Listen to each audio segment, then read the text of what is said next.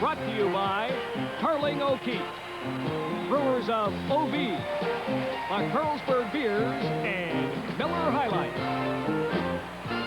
And now, for all the action, we take you to the stadium and our CBC Sports crew. Live from Winnipeg Stadium, the Blue Bombers and the Edmonton Eskimos this afternoon battle for possession of second place in the Western Conference. Stopping Warren Moon will be the major problem facing the Blue Bombers this afternoon. The veteran Edmonton Eskimo pivot has been on a roll. Last week against Montreal, he hit on 31 of 48 attempts for 555 yards. On the season, he has passed for better than 5,000 yards. He has also erased the record for most attempts in one season, and before the year is out, should also own the record for most completions in a single year. Is there any way the Winnipeg Blue Bombers can stop number one of the Edmonton Eskimos? Leo Cahill, do you have an answer? There's only one sure way, and that's just to settle on who's going to write the ransom note.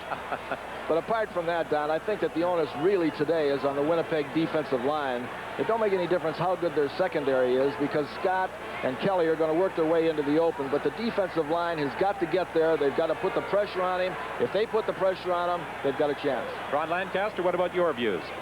Well, you know, Warren Moon has carried the Eskimos. There's no doubt about it. But when you have Brian Kelly, who's only one catch behind Terry Greer, and he's being overlooked because Terry Greer is getting a lot of notices, but Brian Kelly's an excellent receiver. They're hurting a little bit at the running game. They got a new running back in. So once again, it's going to be Warren Moon versus the Winnipeg Blue Bombers. Well, the big thing this afternoon, home field advantage in that semifinal playoff game. Winnipeg and Edmonton just about set to go here at Winnipeg Stadium. But now, with CBC's continuing coverage of the situation in the Middle East, let's go to Peter Mansbridge at the National News Desk in Toronto. It's being described as the worst carnage United States Marines have ever seen since Vietnam. A terrorist bomb blast in Beirut that has killed 135 American soldiers. This was the scene after the explosion leveled a four-story building where hundreds of Marines were sleeping. Ronald Reagan has called it a despicable act, but has blamed no one directly. His defense secretary, Caspar Weinberger, says it could have been the work of an Iranian terrorist. This is how it's believed the suicide bomber got inside the Marine base. In a truck, he pulled into a parking lot outside a fence where he was spotted by a sentry. The truck then smashed through a gate, then through a sandbag sentry post, past yet another barrier, and then into the building's sandbag lobby. Then it exploded. Moments later, a second suicide bomber smashed into a French post 5 kilometers away. 27 French troops are dead. We'll have more details later. Now back to Brian Williams. Thank you, Peter. In the fourth quarter in Toronto, the Argonauts leading Ottawa 19-13. Argos trying to wrap up the East. BC won the West last night. We'll have a report and interviews at halftime. Right now, stay tuned for the opening kickoff from Winnipeg.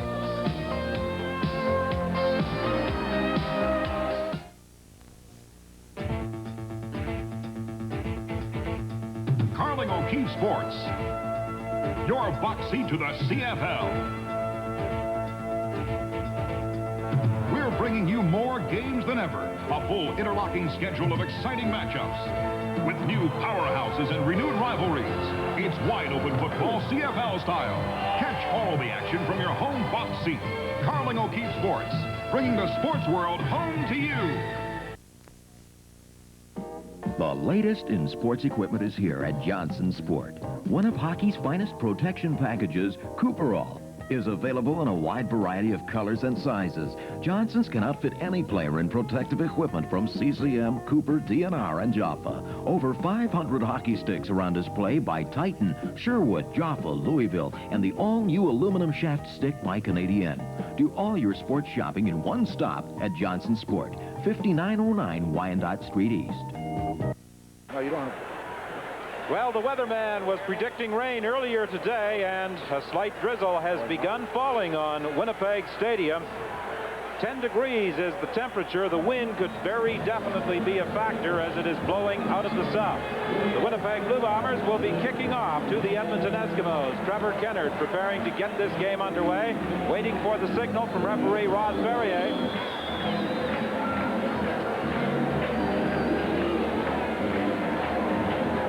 Should the Winnipeg Blue Bombers win this ball game, they will wrap up second place. If the Edmonton Eskimos win, they will have one leg up on a second place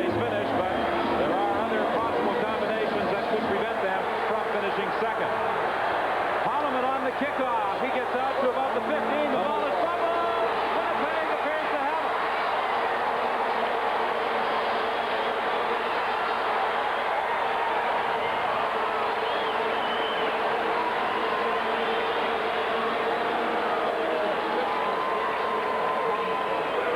Joe Holloman takes the ball and starts to his right and then sees an opening and cuts up inside, but you see the ball pulled right out of his hands at that point, and Winnipeg gets on the ball, and what a big break for Winnipeg. This is exactly what they need to start this game, Don.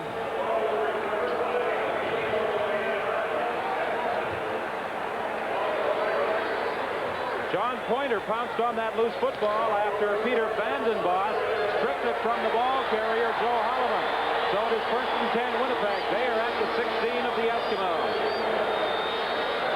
Well, the Winnipeg Blue Bombers wanted a big break to get this game started. They certainly have got it. There's Willard Reeves off tackle for a pickup of about 6. Dan Kepley was there to make the tackle.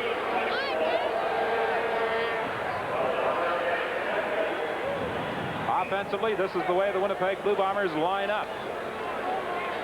No changes in the backfield or among the receiving corps. They have made one change along the offensive line. Val Belcher replacing Bobby Thompson at tackle. 2nd and 5, Winnipeg. They are scrimmaging from the 11-yard line. Hufnagel to Rick House. No, incomplete. It appeared as though he had it, but Ed Jones was able to strip the ball away from him.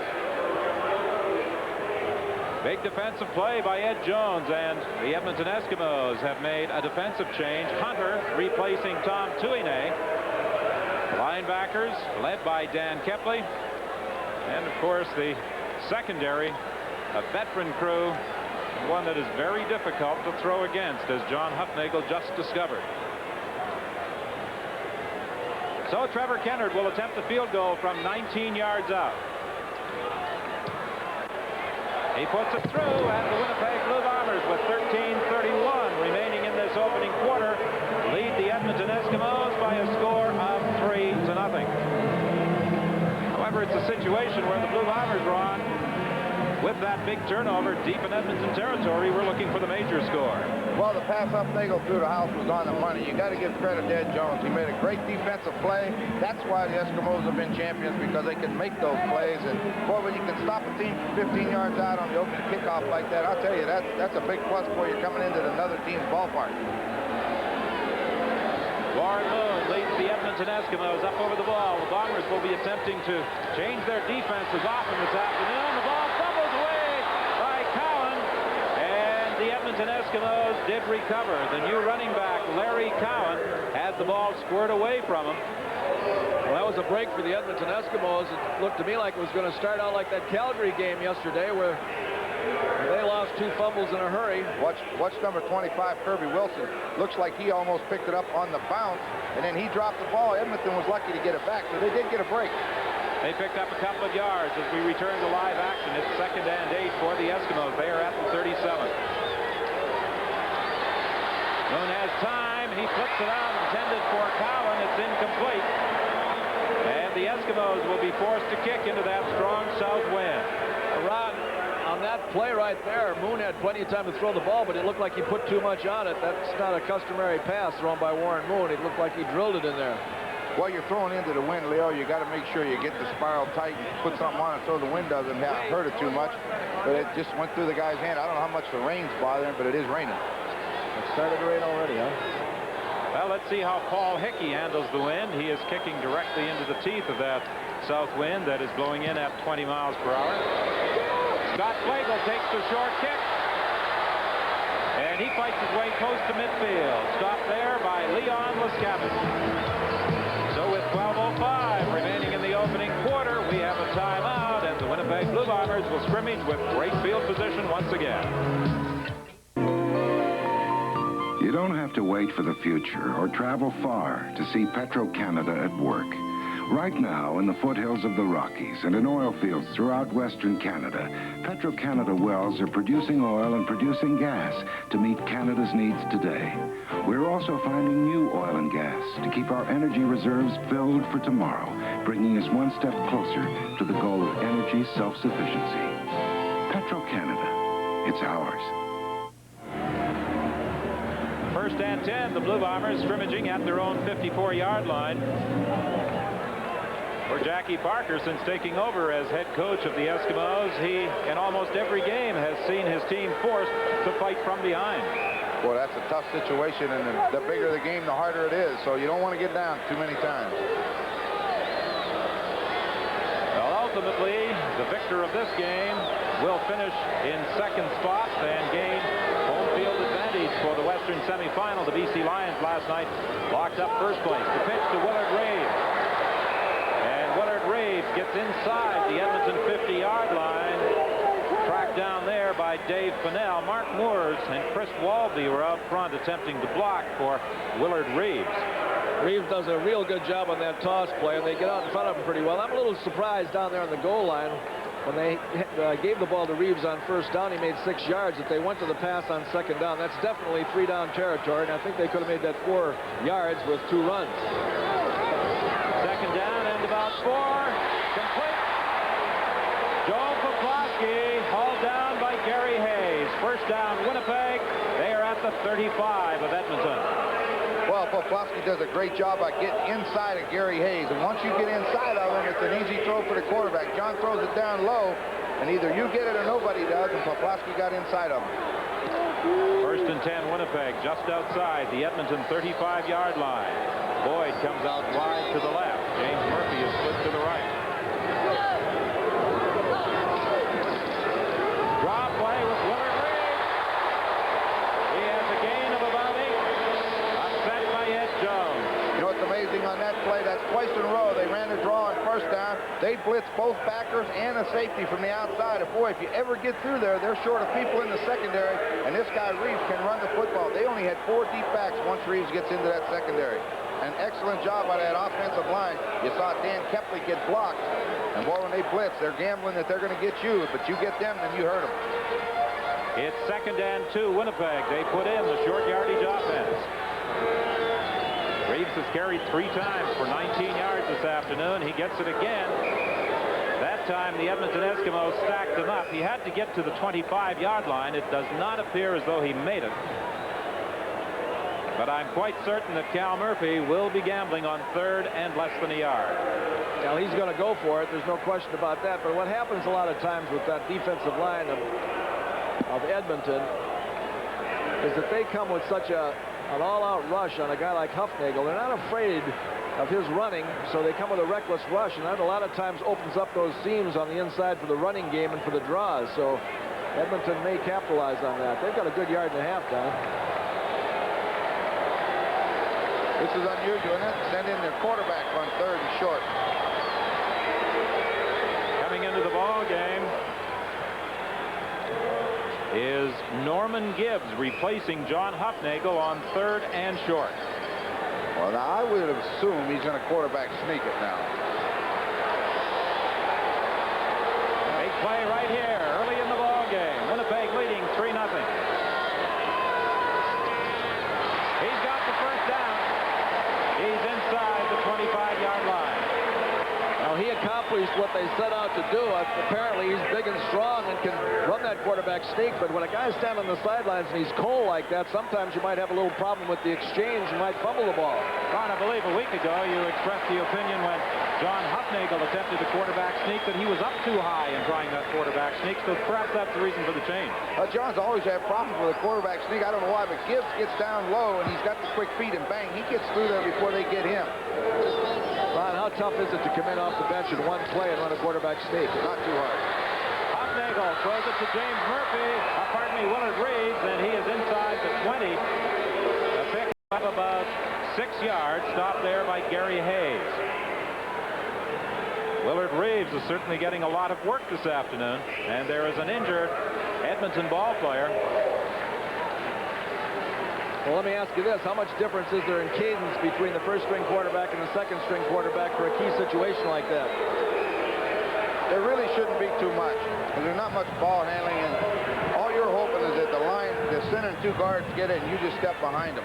And you know what? They may not even use a cadence. Sometimes they'll just go on field. Quarterback will just go first down and go. Dave Fennell injured on that last play. He has been replaced by Leon Muscavage. Makes it 2nd and 4 Winnipeg from the 19.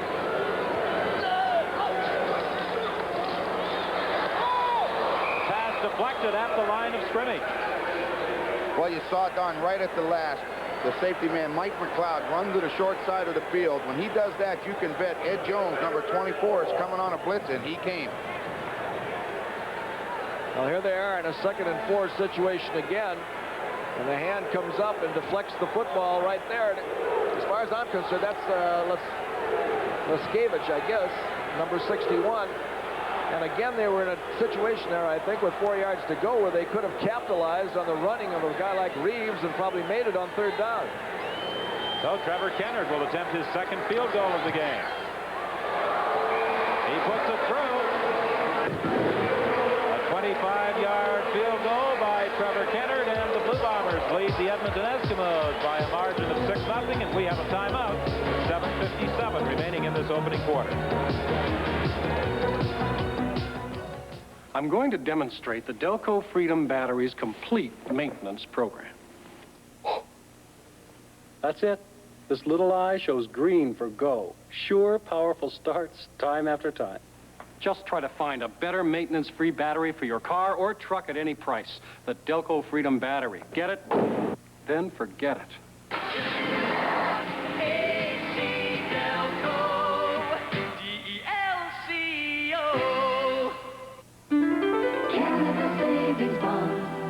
Look all around you.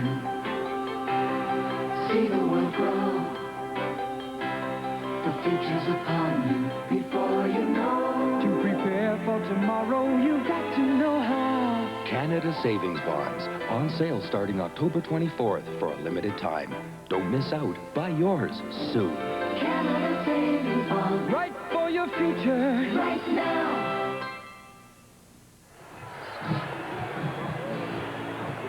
Warren Moon and the Eskimos getting set to scrimmage 1st and 10 from their own 35. The Blue Bombers have had the wind advantage. They have been able to pick up just a pair of field goals when they have been deep in Edmonton territory. Edmonton's 2nd offensive series. Moon to Brian Kelly. Kelly working against Rose. He goes out of bounds with a 1st down. Well, for an update on that Eastern game, here's Brian Williams. All right, 4th quarter. Here's Prince McJunkins III, the Ottawa quarterback, in place of J.C. Watts. Touchdown to Skip Walker. That won the game for the Rough Riders. They have defeated Toronto. A full report coming up at halftime. Big win for the Ottawa Rough Riders as they are still in the race for 1st place in the Eastern Conference. They still have a chance of overhauling the Toronto Argonauts. Palin tried to go straight ahead. He was stacked up by Tyrone Jones. Dave Fennell, who was injured a few minutes ago on the Edmonton bench. What a great competitor he has been for the Eskimos over the years. 6'4", 275 pounds, an Edmonton product who went to the University of North Dakota twice. A Shenley Award winner in 78 and 79. 2nd and 9 for the Eskimos. They are at their own 49. Moon throws it off to Milton Jones, and Jones is brought down behind the line of scrimmage by John Sturdivant. Sturdivant, a new addition to the Blue Bombers. He has been in camp only about 5 days. He saw some action with both Miami and the New York Giants before the Winnipeg Blue Bombers convinced him to sign a CFL contract with them. And he has replaced Ray Sullivan at that defensive end position. Pretty healthy-looking guy, 6'4", 250 pounds from the University of Maryland. As far as Larry Cowan is concerned, from the Miami Dolphins and the New England Patriots, he's had kind of an inauspicious debut so far, fumbling once and getting knocked back for a loss on the 2nd carry. Paul Hickey with a pretty good 3rd down punt into the wind. It's fielded by Paul Bennett at the 26-yard line, and Bennett is stopped at the 33 by Peter Ashenko. 6:07 is the time remaining in this opening quarter. 6-0, the Blue Bombers in front. Don Huffnagel drawing the starting assignment the 2nd time, the 3rd time that he has started a game for the Blue Bombers since being acquired in that October 3rd trade with the Saskatchewan Roughriders.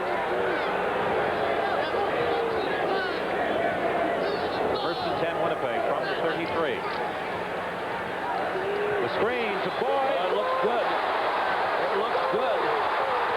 It looks good. All the way to the 32-yard line.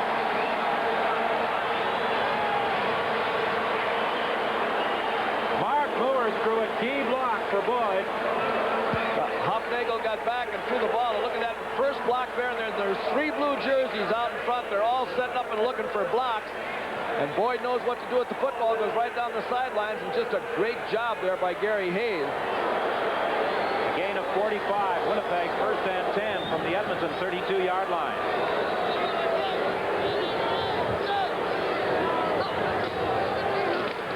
Handoff to Willard Reeves. He cuts it back inside to the 26. Stopped by linebacker Dan Kepley. Ron, that's that same series that Calgary was running, or I should say, who was running yesterday? Montreal. I see so many games, but it's the plunge series where they fake that fullback in the middle and hand off on either the sweep or the off-tackle play. They call it the plunge series, and it's very effective. And Coach Murphy was talking about putting that in this week. Second and 4, Winnipeg.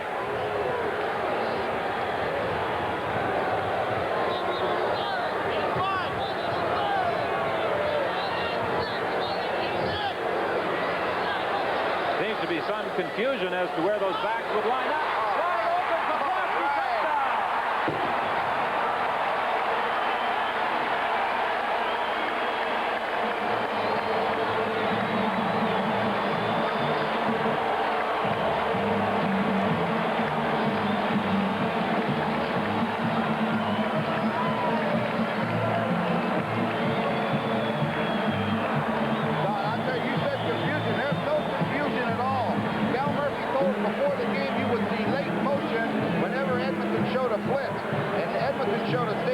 By Mike McLeod, Hufnagel audible, and they got in the middle where you have to hurt it, and they got in there perfect. Well, that's that spot that we've been talking about, Ron, that nobody has capitalized on, that post pattern all year long, and that was wide open. And it was opened up, as you say, by that lack of defensive help in the secondary, by that blitz. The 7th touchdown of the year for Joe Poplawski. Trevor Kennard attempting the point after. It is good. So with 4:33 remaining in this opening quarter, the Blue Bombers are out in front 13-0, and we'll be back with the Winnipeg kickoff right after this. Hey, Canada. Welcome to Miller Time. Now brewed here, it's yours and mine. Bring your thirsty self right here. You've got the time, we've got the beer for what you have in mind. Canada. Welcome to Miller Time, yours and mine. Miller High Life, now available at regular beer prices. Canada, welcome to Miller Time. The new Philishave has made this man a Philishave man. It's because the Philishave's improved lift and cut system now shaves more than twice as close as before. And fingertip controls make every close shave comfortable and precise. The new Philishave from Philips. For the Philishave man, one close shave after another. Okay, we said Mike McLeod, there he is, the safety man, number 18 on a safety blitz. When he blitzes like that, the middle opens up. And as we said, they picked up that blitz perfectly, and the middle is wide open. An excellent call by John Hufnagel. He read the blitz coming. I think a good point you made, Ron, is when they made the rub off and call the automatic, that the backs had to change directions in terms of block protection. They went the other way and picked up the blitz perfectly. That's a great job. They've done a good job of teaching this week. Joe Holloman takes the kickoff about a yard deep in the end zone. And he's out to the 25-yard line. Well, coming up on Sports Weekend this Saturday, 1983 World Powerlifting Championships, as well as the World Rowing Championships, the finest in television sports coverage, each Saturday on CBC Sports Weekend.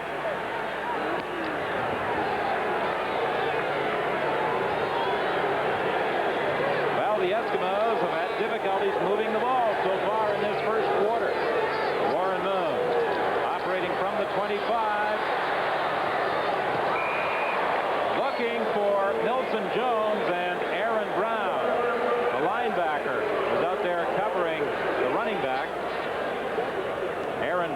the Winnipeg nominee for the Shenley Award is the outstanding defensive player on the team.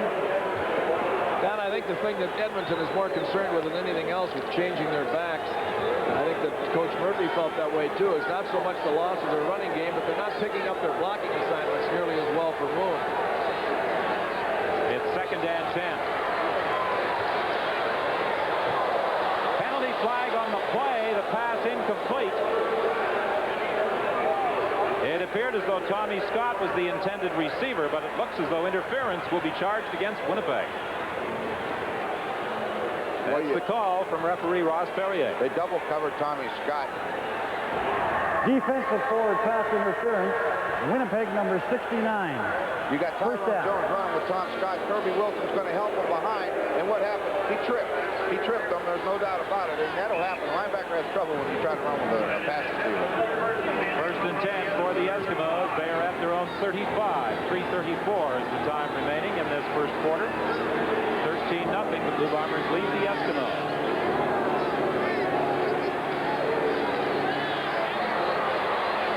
Moon completing the pass over the middle to Tommy Scott. He has a first down. Vernon Paul was there for the stop. He makes so many of those receptions while he's down on his knees or diving, fully extended, reaching for the ball. Most of the time when you see a pass thrown down in the dirt, you think the quarterback's made a mistake. But with Moon, a lot of times he'll throw the ball low to keep it away from the defender. The Eskimos 1st and 10 from their own 49. Pressure on the backside. Tony Norman was after Warren Moon. He unloaded and got it away to Brian Fryer for a first down inside the Winnipeg 50. Well, I'll tell you, Tony Norman got through there about as fast as you can ask any defensive lineman to do it. But Moon just happened to have the play called where he's rolling away from it.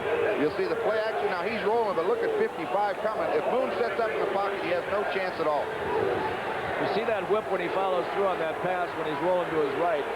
A lot of passers, you know, will just level off and throw it, but he whips it in there, and that's what gets it there on the trajectory.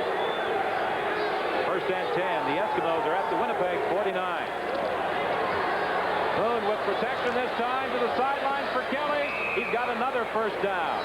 He is inside the Winnipeg 30, brought down by Donovan Rose. You know, Don, Cal Murphy told us he expected to see Brian Kelly on the side of Don Rose most of the day. A great pattern. He drove him clear to the inside to get him turned and then broke away from him. And that's awful difficult to cover Kelly one-on-one. And that's where you're going to find him. Watch him. He's way inside, and then he comes back, and that forces him to turn his back, and you're beat. And when Warren rolls left, away from the defense, the linebackers give ground and start going to their right, and he just gets the ball back over there in a one-on-one to Kelly. Nelson Jones on the draw play, and he gets to the 20-yard line. That throwback to that weak side off that roll to the opposite side gets a one-on-one situation, and when you got a guy like Kelly, you're going to get open. Well, Dave Cutler is getting ready at that Edmonton bench in the event that he should be called upon. He would prefer to kick the convert rather than have to attempt the field goal, however. It's 2nd and about 2 as the Eskimos send in their short yardage unit. Gain of 8 yards for Milson Jones with 1:13 the time remaining in this opening quarter. I used to love the toss play on this short yardage, 2nd and 2. Did it ever work? Well, when you got guys like Dave Ramey and Bill Simon, it works. People like that, it works. 2nd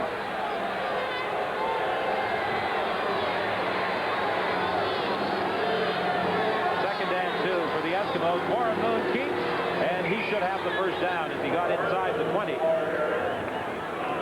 Aaron Brown came in to make the tackle. Let's see where they position the football. It may require a measurement, but it appears as though he does have the necessary yardage. 41 seconds the time remaining in this opening quarter. This would be a big play for the Eskimos if they could put it into the end zone going against the wind. Well, on that play right there, unless the field is crooked, the ball is over the white line, and the yard marker on the sidelines is short of the white line. Yeah, it's first down. I don't know why they have to measure that unless they don't believe the field. Well, you know, stranger things have happened. Okay. So the Eskimos have a first down at the 19 of the Winnipeg Blue Bombers. They trail by a score of 13-0.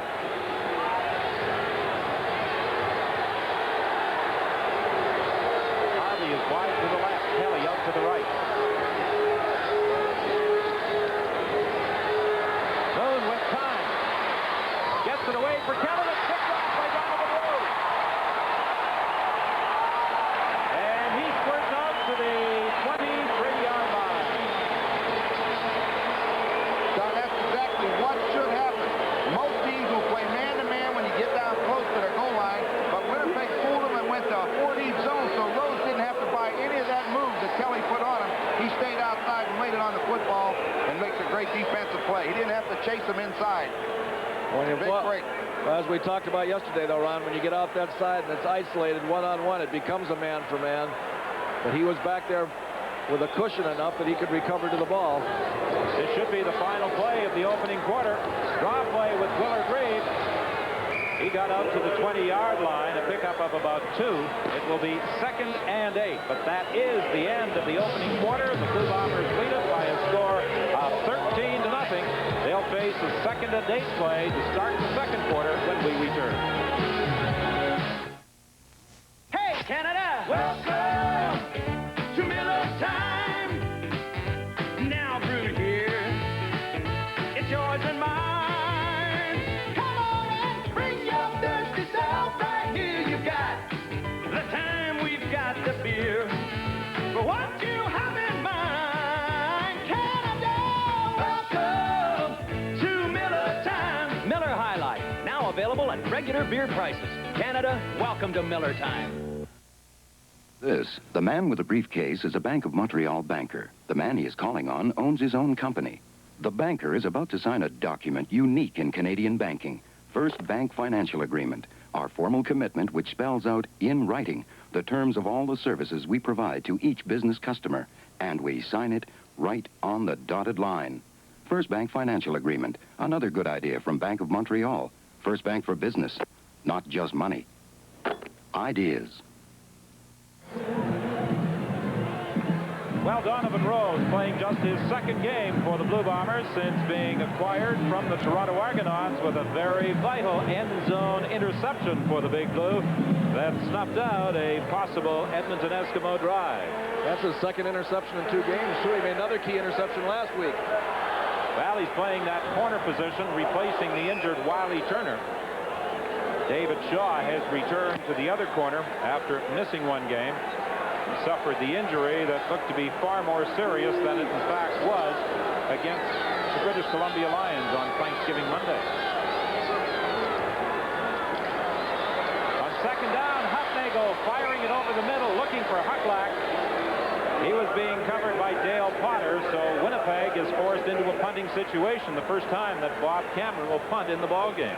It's unfortunate it has to be against the wind, but the thing that caused that play to misfire, they crossed those backs underneath Huckluck and Reeves. He wanted to throw to Reeves, and Kepley came up at the last minute and covered him completely. He had nowhere to throw the ball. Emilio Fraietta is deep for the Edmonton Eskimos. Holloman and Hayes are about 15 yards ahead of him. 29 is Holloman, 28 is Hayes. They are at the 50 and midfield stripe, respectively.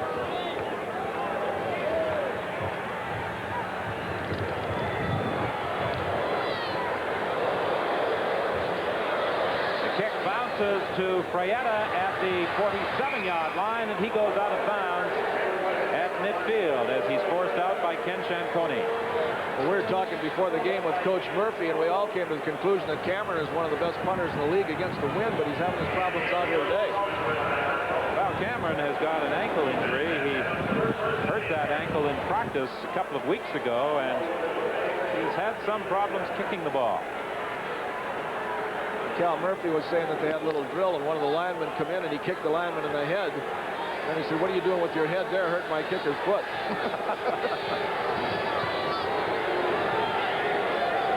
The Eskimos with great field position at the Winnipeg 54. Warren Moon for Kelly, and it's knocked down by Donovan Rose. Well, the ball game that Donovan Rose has played so far would certainly merit some consideration for our Carling O'Keefe Defensive Game Star Award. An interception and a very key knockdown. Well, you know, Warren Moon's a veteran, and he knows it might be easier to throw on Rose than Shaw. He hasn't gone to Shaw yet. The ball's a little bit high, but Rose is there to knock it down. What Vernon Paul did right there, give him that little hit in the middle. Let him know when you come in there, you're in trouble. 2nd and 10 for the Eskimos. Trying to dump it over the middle to Cowan, and Cowan was being covered by Vernon Paul and Aaron Brown. Aaron Brown closed up on him pretty good too, Don. You know, Don, talking to Cal Murphy, when we asked him about the defensive secondary. Now, Mike Riley's done a heck of a job teaching. Winnipeg is doing more things in the secondary than I've seen them do in the last 3 games. Watch this hit by Brown here. Ooh. I like that, Ron. Tell you what, I'm glad I'm up here. The third down punt for Paul Hickey, the first time that he will kick with the win.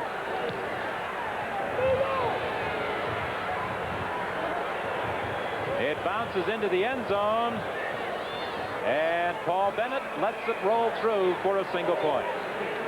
So the Edmonton Eskimos are on the board with 12:50 the time remaining in this first half. It's Winnipeg 13 and Edmonton 1, and the Bombers will scrimmage from their own 35 when we return.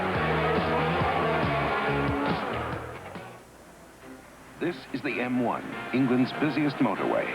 The M1 has the highest accident rate in all of Britain. But here's an amazing fact. There's an automobile tire used on the M1 that provides such extra safety, a car insurance company actually offers lower premiums to people who use them. What kind of tires? Goodyear. We want you to have the best radial tires in the world.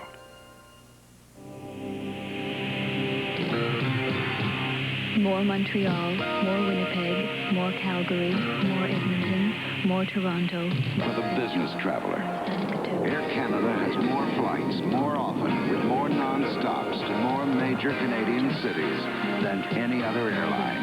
More Calgary. And moreover, their superb connoisseur service. More Halifax, more Ottawa. Fly Air Canada and get more. More Vancouver, more In preparing for this game, the concern of Coach Cal Murphy and the coaching staff was how to stop Warren Moon. So far, the defenses they've come up with have been quite successful. Yeah, well, Warren took the team and drove it all the way downfield, but a great interception there. And, you know, I think the pressure is being put on Moon by the defensive line, and that's what they have to do. They've mixed the coverages extremely well. They're not giving them a steady diet of anything, and that confuses you for a while. You've got to figure it out. Well, if anybody can figure it out, Warren Moon can. He's the guy I'd want to do it. Willard Reed trying to get outside, and he draws a swarm of green and gold jerseys.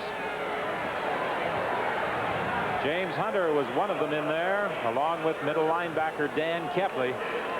Almost guarantee that Kepley will be somewhere around that ball. It looked like James Parker wasn't too happy with Chris Walby. Did you see him come over and give him a shove?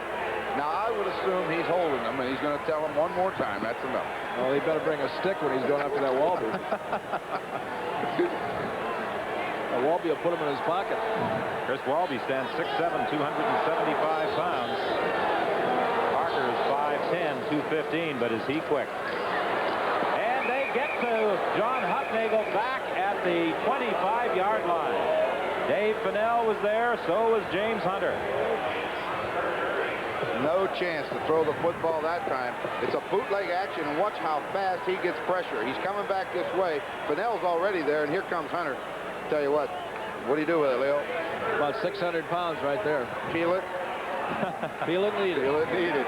Well, Coach Murphy was saying they expected the Eskimos to be blitzing about 15 or 20 times in this ballgame. Well, Cal Murphy tore a page out of Ottawa's book on that last punt return when they punted to him. That the lead guy on the punt return ran up like it was going to be a short punt and just held up that rush a little bit. And it was a deep punt. Good kick by Bob Cameron into the wind. It's taken by Emilio Frietta, and he's brought down at the 36-yard line. The initial contact by Vernon Paul, then Peter Vandenbos came over to finish the job. You know, last week down we talked about Prince McJunkin being elevated to king if he made a lot of big plays. It looked like it was him that was in there at quarterback, didn't it? For that last touchdown against Ottawa?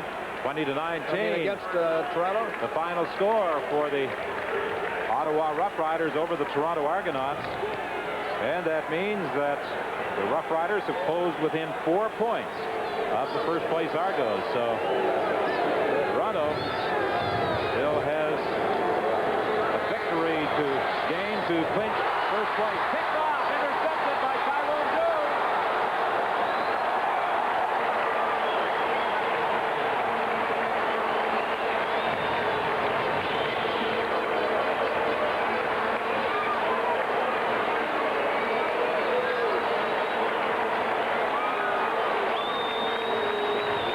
Don, I was just pointing down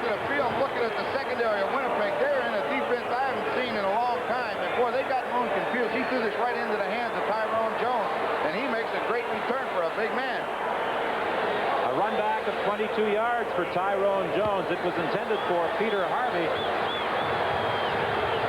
He's one of 5 rookies in the lineup of the Winnipeg Blue Bombers, and he came up with a big play.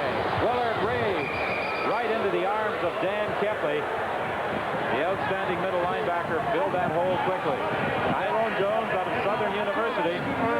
Great quickness. He had an outstanding ball game in a losing effort a couple of weeks ago against the British Columbia Lions.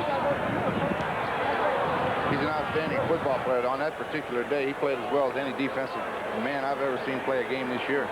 Did you see Kepley fill that draw?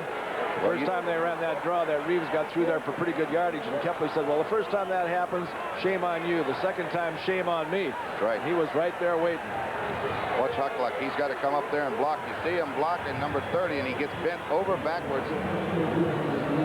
He's down on the field right now. He had about 2 or 3 ball players land on top of him as well. Then trainer Pat Clayton appears to be examining the shoulder or neck area. In all likelihood, Sean Keel will go in his spot. Well, the Eskimos have sent Emilio Frietta into the ball game to take out Tom Towns. That means there's 6 defensive backs. So look for something coming. Ed Jones and Frietta will be up on the line of scrimmage. In this case, it'll be Frietta and Gary Hayes will be up on the line of scrimmage. Either one or both of them can come. Well, one thing you don't want to do against the Eskimos is get into second and long situations. Well, that's for sure, because they're such excellent pass rushers, and they change their blitzes a lot. It really confuses you and hurts you. And as you saw, the turnovers have very definitely hurt the Eskimos so far in this ball game. On second down, Hutnagel throwing for Boyd, incomplete. He was being covered by Ed Jones. That time, Don, they didn't blitz anybody. They dropped it back and tried to double cover the wide receivers just as they were anticipating. And you'll see the pass thrown outside is going to be 2 white jerseys somewhere close. It's a great throw. If it's going to be completed, that's where it has to be. But Ed Jones got over there. They doubled the right guy that time. Trevor Kennard will attempt his 3rd field goal of the game into the wind from 30 yards out. 9:50 is the time remaining in this first half. Kick is good. So the Winnipeg Blue Bombers move into a 16-1 lead with 9:44 remaining in the first half.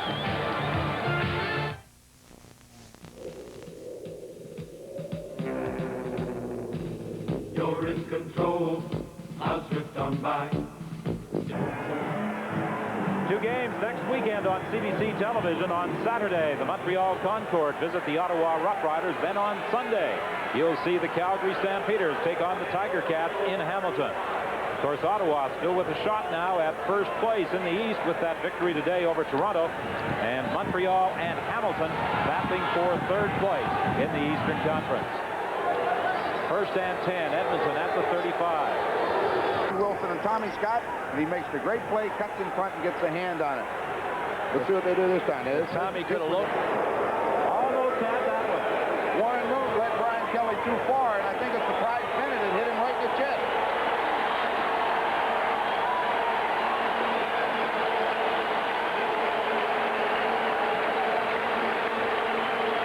People in Winnipeg are appreciating their defense. However, what is disappointing this afternoon in Winnipeg is that there is not a full house as these 2 teams battle for 2nd place. It's a weird stadium. No, I don't understand it. It's never completely full. Paul Hickey's 3rd down kick seemed to go off the side of his foot, and it goes out of bounds at the 34-yard line. Hickey, the rookie out of the University of Saskatchewan, is a little upset with himself with that 3rd down kick. A 22-yard boot with the win. Cal Murphy knows, Don, that he's got to get down there and get some more points in this first half in order to feel a little more comfortable going in there at halftime, because Warren Moon can strike in a hurry. And although the score right now is 16-1, if he gets on the board, it's a close game again. I wouldn't feel comfortable till they shoot that final gun. That's you. 1st and 10. Willard Reeves started out to his right as a decoy, and the ball carrier, Pat Kantner, went straight up the middle, and he was stopped by Tom Towns. Paul Bennett, the outstanding safety of the Blue Bombers, who is Winnipeg's nominee. Who was his Shenley Award? Who was his first coach at the CFL? I believe his name was Leotis Cahill. Leotis. Paul's done a great job since he's been in. They were looking inside for Rick House. Ed Jones had coverage on the Winnipeg slot back. House protesting that he was interfered with by Ed Jones, but there were no flags. Well, it's pretty close. You got to always give the defensive end credit for playing the football, but they came with that blitz, and they're not going to give you much time. We were talking before, as we said, with Cal Murphy, and I always believed that any time you played the Eskimos, you had to get mentally prepared for a physical beating because they're going to put you on the ground a lot. You know, Warren Moon's had a couple interceptions and a near interception. One thing about him, though, he can't wait to get back in there and straighten things out. A lot of times a rookie quarterback will go in there a little bit scared after a couple interceptions, but not doing it. Bob Cameron's third down kick fielded by Joe Holloman at the 35-yard line. And Holloman goes out of bounds in the vicinity of the 40. Tracked down by Ken Chantoni with 7:21 remaining in the first half here at Winnipeg Stadium. Excitement of Grey Cup 83 comes your way on CBC television, beginning with coverage of the Shenley Awards on Thursday, November the 24th. Then, of course, it's the Grey Cup parade on Saturday, and on Sunday, Grey Cup Day, a 90-minute pregame show, the thrill of it all, followed by the Grey Cup game itself. All this on CBC television.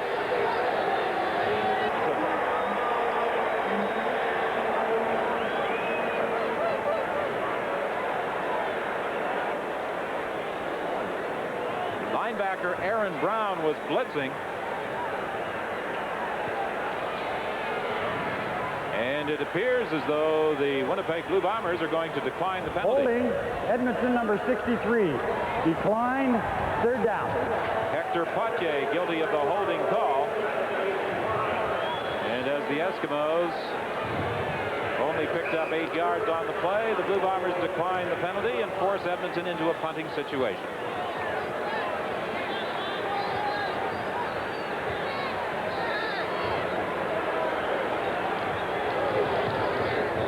Kick by Paul Hickey.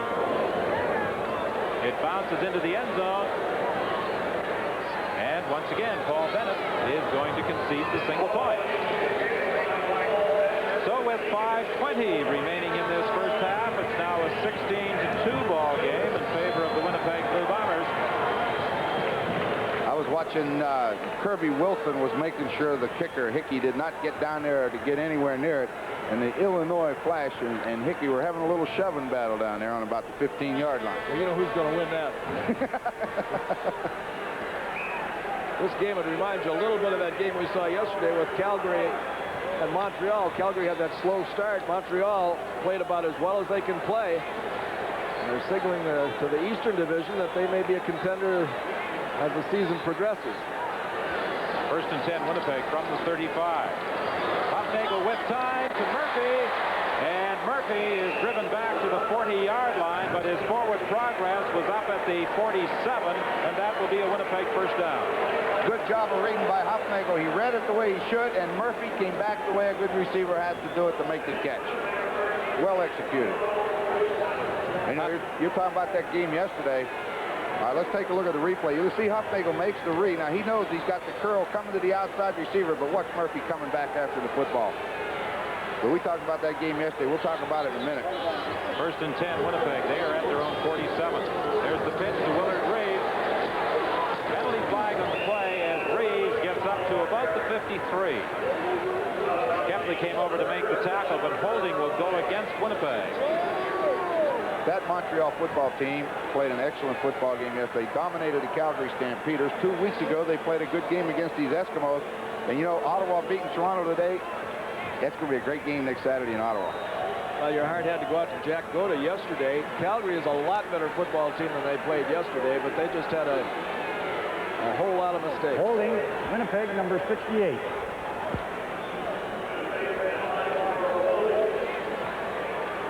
Val Belcher, guilty of the holding call. He's playing that left tackle position in place of Bobby Thompson. So it's 1st and 20 for Winnipeg. They are back at their own 37. You think the Eskimos will be coming in this one? Sideline for Murphy. He's got the first down. See, that's John Huffnagel on the ground. Now, when he released the ball, he was up. But I know the Eskimos don't like to see quarterbacks standing up after they throw. Well, let's take a look at this right here. Huffnagel goes back, looks downfield, delivers, but watch that hit. It's a great hit. Excellent hit. But boy, they sure turned Murphy wide open. So it's a first down Winnipeg as the Blue Bombers move into Edmonton territory at the Eskimo 51 with 3:44 remaining in this first half. 16-2, Winnipeg leads.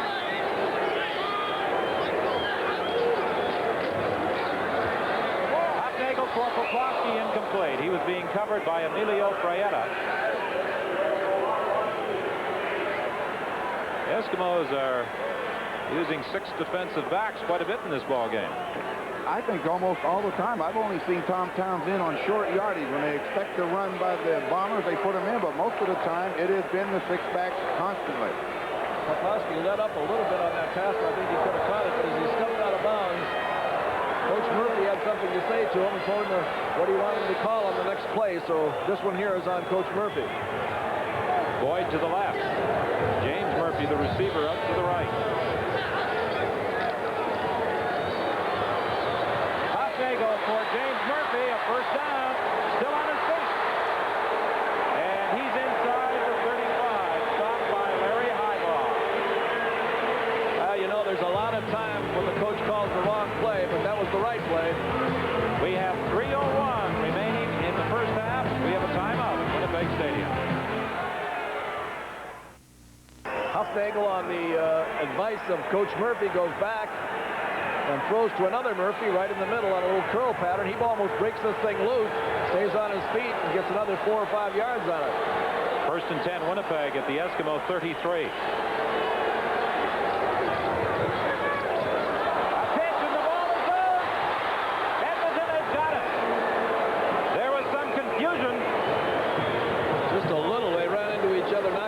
Down and allowed Edmonton to scramble. Watch him escape. He'll escape to his right, but he gets out there, and you'll see 27 is covered like a blanket. He can't throw to him, and he looked downfield. They had double coverage on the wide receiver, and there's nowhere to go now. But just what happened on the ground. Boy, it just looks like a great job of scouting for the coaches over the last week, looking at Edmonton, because they've got their number.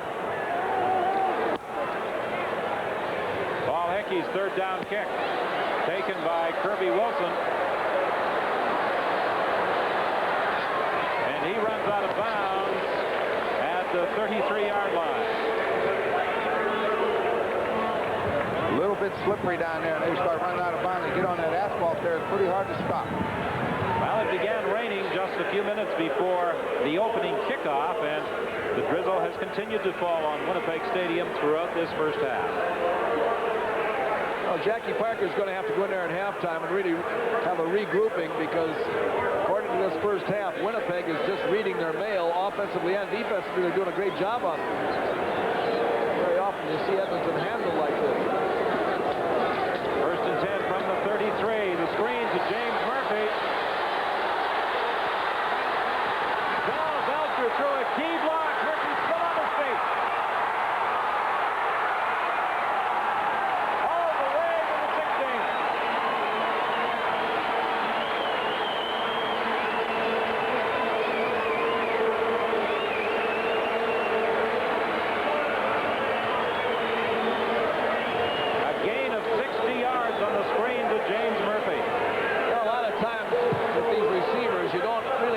What great runners they are. They're mostly pass receivers, but watch some of the moves. And you saw a great block there by the left tackle, Val Belcher, but he breaks loose of about 3 or 4 more tackles here, and just a saving tackle at the last moment down here by Frietta, or he could have taken it all the way into the end zone.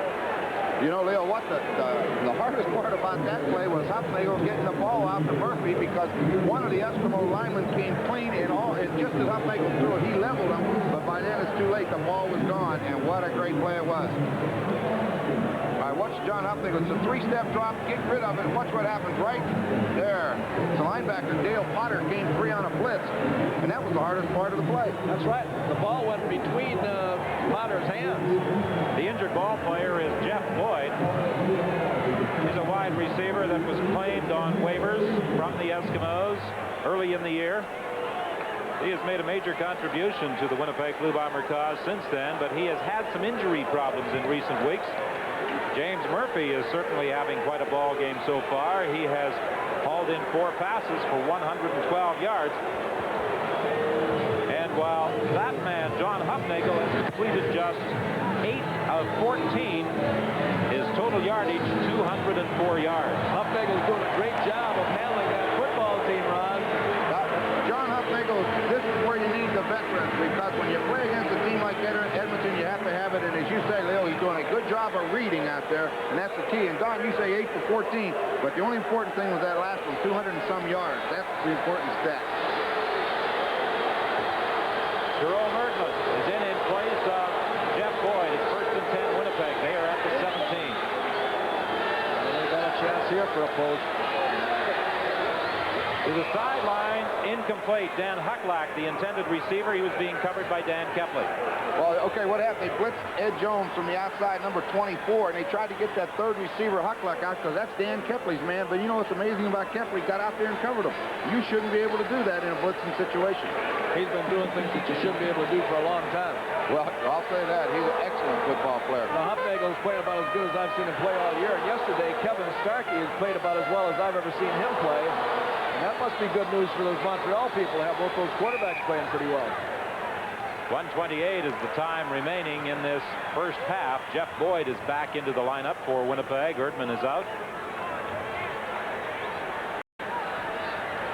Jeff Boyd, injured just a little earlier, back in the lineup. Cal State product. On second down, Hufnagel gets it away from Murphy. Incomplete. He was getting pressure from the backside.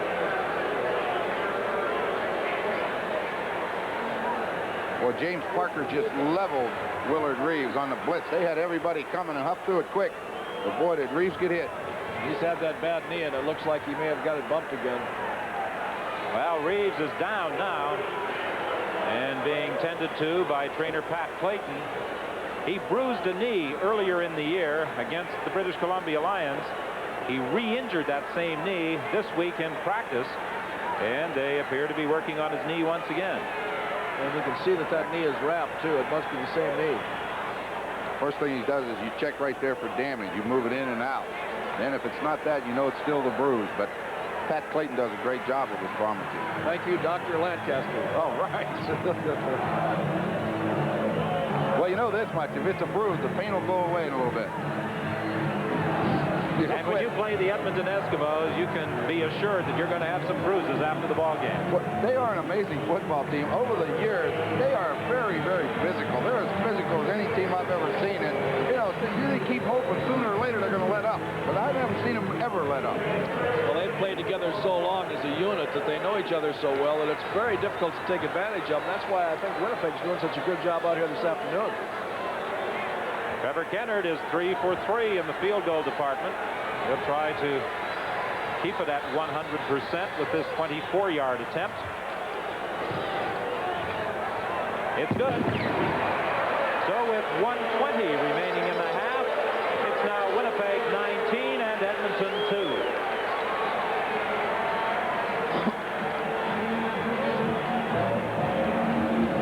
2. Willard Reeves, who started the year with the Edmonton Eskimos, was part of a four-man deal back on July the 2nd that also brought Sean Kehoe to the Bombers, having his injured left knee looked at. You see that play on that knee right there? When you can move that knee like that, a lot of times, that's a bad sign. Normally, when you grab it on the side like that, move it back and forth, it should be tight. There's that much play in it. Of course, a lot of people are... That's what I was going to say. They're loose jointed. A lot of people are loose jointed, so that's very difficult a lot of times for the doctors to ascertain whether it's really an injury or whether it's a loose joint. Trevor Kennard has accounted for 13 of the 19 Winnipeg points so far in this ball game. Joe Holloman and Gary Hayes are getting set to return the kick.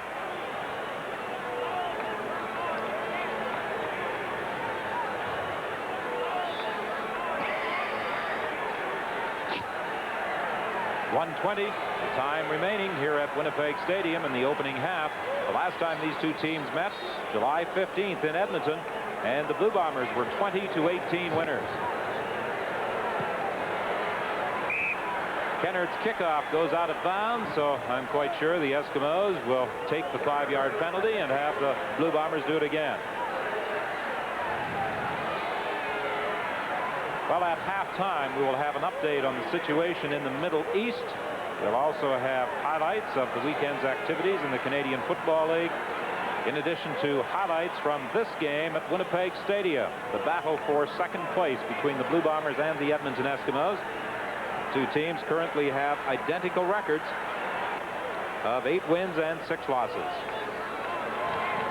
Well, Willard Reeves is heading off to the Bomber dressing room. That is not a good sign for the Blue Bombers. Anytime they can't put pressure on that knee, Ron. Well, you hate to see that happen, but maybe Doug Winner, he'll be back third quarter. Let's look at it good. They'll probably call you and have you go down and diagnose it at halftime. Joe Holloman on the kickoff return to the 52-yard line. Tony Norman was there to make the tackle for the Blue Bombers with 1:16 left in the half. Well, Don, so far, the Winnipeg defense has done an excellent job on Edmonton's offense. And you got 1 minute and 16 seconds with half the field to move. And Warren Moon can do that. And he gets them going right now. That'll give them a big lift going in at the half. And if he doesn't get them going and they go in with the score the way it is, Winnipeg's got things pretty much their way. We've been informed that Willard Reeves has a stretched knee ligament. Danger. And Kelly put his hand up and said, Warren, are you serious? Had he gone in there to get that ball, he would have come out minus a head. Well, on third and... The defender and the receiver, but, well, that Winnipeg secondary is full of blue shirts today. They sure are. Looks like they're playing with about 10 5. The Winnipeg Blue Bombers leading the Edmonton Eskimos. Now, stay tuned for our halftime presentation. Ottawa Winnipeg standing by at Winnipeg Stadium. Don, Winnipeg with all those injuries, I am surprised they're able to lead in the first half. I thought it would be all Edmonton's ball game. Well, I think a lot of people felt that way, Brian. Warren Moon, of course, has held a very hot hand, particularly last week against the Montreal Concorde. But as Coach Cal Murphy told us before the game, they were going to give him a lot of different looks defensively. And during the first 30 minutes of the ball game, it appeared at times as though perhaps those defenses did confuse Warren Moon just a little. He threw 2 interceptions, one to Donovan Rose, the other to Tyrone Jones, and the Winnipeg Blue Bombers took advantage of 3 turnovers to jump into that 19-5 halftime lead. Let's take a look at the highlights of the first half. Leo Cahill and Ron Lancaster have been busy putting them together. Well, Don, it reminds me an awful lot of that game we did yesterday in Montreal, where Montreal completely dominated the Calgary Stampeders. So far out here this afternoon, Winnipeg has been doing that, and the tone for this entire afternoon was set on the opening kickoff.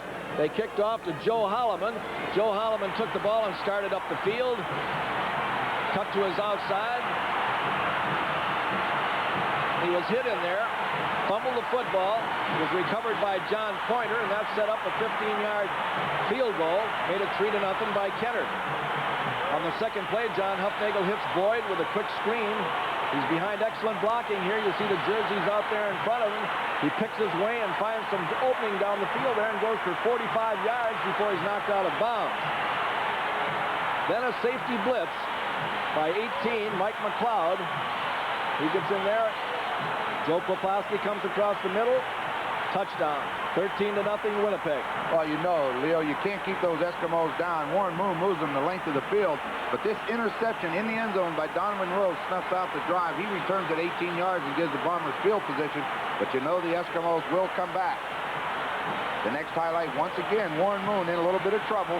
He turns and throws to his left, and number 69, Tyrone Jones, jumps high for the interception, brings it back to the 30-yard line. This sets up another field goal, made the score 16-1 at that time. Then finally, watch John Hufnagel on the quick hitch. He gets it out to James Murphy. Watch number 68 come in and make a great block right there on Larry Highball. And Murphy is off to the races. He takes that ball 65 yards for a field goal, makes it 19-2. Dave Cutler will kick a field goal on the last play of the half to make it 19-5. So the Winnipeg Blue Bombers have everything going their way right now, but I know this. The Edmonton Eskimos, they'll be ready in the second half. Right now, let's go back to Brian Williams. When John Hufnagel and Warren Moon face each other, you would normally expect Warren Moon to have the better statistics, but so far in this ball game, John Hufnagel has the edge. Hufnagel has passed for 204 yards, and a couple of screens have accounted for much of that yardage for Winnipeg. The Edmonton Eskimos limited to just 108 yards through the first half of the ball game. We've been informed that Willard Reeves will not be back for the second half of the ball game. So as a result, I don't expect that we'll see those rushing statistics improved upon much in the second half. No, John Hufnagel is going to have to continue to do what he's been doing. Get the mileage out of those screens, throw that ball quick against the blitz. Big couple series coming right now. The Eskimos in the first half, they received, they fumbled, and they've been chasing all day. They'd like to turn it around right now. Ken Haley and Kirby Wilson are back for this Dave Cutler kickoff. Ken Haley in the end zone will concede the single point. I think initially he thought about returning that kickoff, and then Kirby Wilson stepped in front of him and said, stay down. Now, what I know it's a good play to give him the point, but what I don't understand is why he doesn't stand on the goal line. If the ball goes over his head, let it hit the ground and go out of the end zone. You get the ball out there and don't give up the point. Well, there's a possibility that if it bounced in the end zone, it could have taken reverse English, and the guys coming down could recover it for the touchdown. Good figure, Leo. I just said that to be controversial. Right? I knew that, too. Yeah. First and 10, Winnipeg from the 35.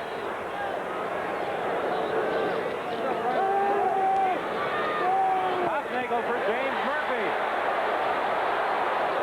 He gets to the 50-yard line where he's caught by Dale Potter. That was a great pattern by James Murphy. He really drove Holloman off the ball and then stopped.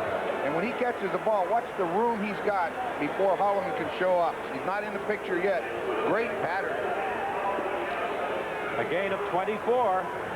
That's the fifth catch of the day for James Murphy. He now has 136 yards. It's first and 10 Winnipeg, just outside the Edmonton 50-yard line. John Kehoe has replaced Willard Reeves at that running back spot. Hufnagel for Poplawski. He really overthrew him. Mike McLeod, the safety who was coming across for additional help in the coverage, was perhaps the closest man to the ball. Good thing he didn't overthrow him, because there were some white shirts there and it would have been picked off.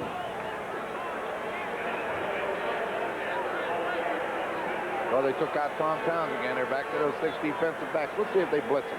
The blitz has hurt the Eskimos today. It wouldn't surprise me if they drop out of there. Second and 10 Winnipeg from just outside the Edmonton 50. The Blue Bombers lead 19-6.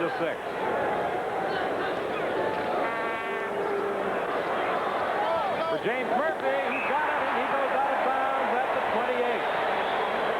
He caught that in front of Holloman, and what an afternoon James Murphy has enjoyed. Well, when you're hot, you're hot. You know what they did? They doubled Poplawski with Mike McLeod and Frietta, but he got one-on-one coverage on Murphy, and he broke to the sideline. A great throw, excellent reception, catch it, get out of bounds. That's where you draw him up. Murphy's first game in the CFL was last year in the final up in Edmonton against the Edmonton Eskimos. It's first and 10 Winnipeg. Bombers at the 28 of the Eskimos. Hufnagel steps up into the pocket and right up into the arms of Dave Fennell. Hufnagel made a good move right there at the end. When Fennell grabbed him, it almost looked like he was going to raise up and throw it, and then he pulled it down. Very wise, because Fennell's too strong and you won't be able to get anything on the ball, and then you're in trouble. Now they're at about the 30-yard line now. It's second down and long yardage, 12 yards. You know that Edmonton should be playing off of them. They may come back with that screen to the outside. Jerome Erdman has moved in at a slot back position, replacing Rick House. It's second and 4 from the 32.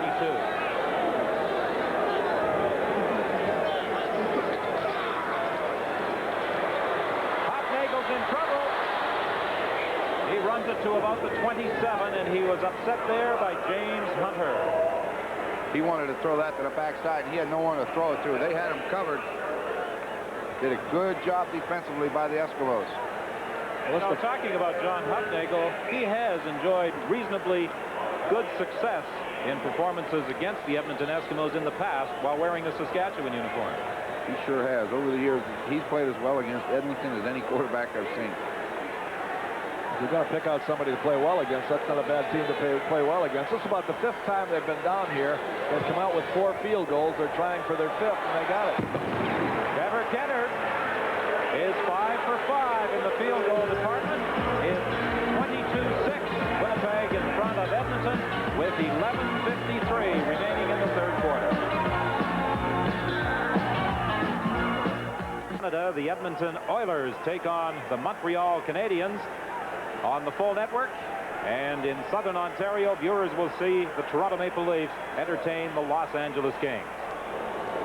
Ron Lancaster used to coach or teach Bob Barry, the head coach of the Canadiens, in class someplace, didn't you, Ron? Sure did. Joe Holloman on the kickoff return, still on his feet. To get Kelly underneath. Donovan Rose is in a bad position, but watch number 27 come on the scene. He's free back there, and boy, did he go to the football. They forced him to come around, but boy, Paul Bennett did the job there because Kelly's going to catch that if Bennett doesn't get there.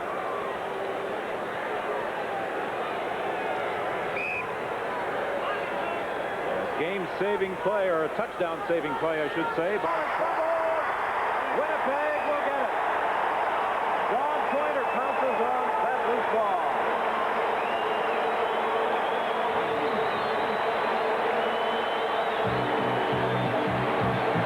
So the score holds at 22-6, and the Blue Bombers will take over at their own 17 when we return. Carlsberg Light. All right. People here say it's one good beer, Carlsberg Light. The Eskimos have been having trouble with field goals for the entire year. And boy, it's no more evident than it is there. You got to have those 3 points. It's a low snap. Hickey couldn't hold it. They turn over possession to the Blue Bombers again. You know, and it's amazing. I heard Tom Wilkinson and Cutler both talking about how important the center, the holder, and the kicker are. And when you change one, you have problems, and they've had problems all year. Not only losing that 3 points down there, it's being demoralized by not getting a chance to kick it. Takes a lot out of the team. 4th turnover. Blue Bombers with that screen to James Murphy. He gets up to the 26-yard line. Mike McLeod. And hold of Murphy. And again, we point out what a great afternoon James Murphy is enjoying. A Utah State product. 5'10", 180 pounds, who joined Winnipeg for the playoff game a year ago. Warren Moon on the headset in communication with the coaching staff, probably Tom Wilkinson giving him some advice from upstairs. I would imagine so. You know, Wilk's up there, and he'd know as well as anybody. He knows how to talk to Warren. 2nd and short, and Sean Keogh has the 1st down. You know, a lot of times it's dangerous to go in the air, but you usually get hit in the middle. But if he didn't go in the air there, he wasn't making it. Cal Murphy's got to be happy. He threw his body in there as though there was somebody else's body inside that uniform. Watch this move. Great move. Right up and into the crease. But see, Kepley, number 42, if he didn't get inside him, he'd have stopped him. Did you see him switched away from Kepley right in midair? You blame him? I don't think so.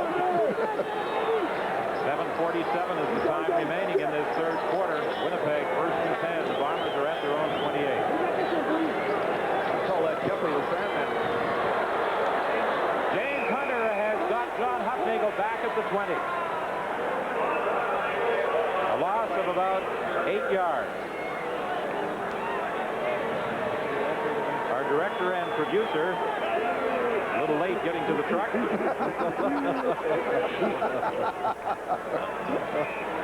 Well, Leo, I know this is the moment in the telecast you always wait for. Yeah, Leo. Uh-oh. I got the disclaimer.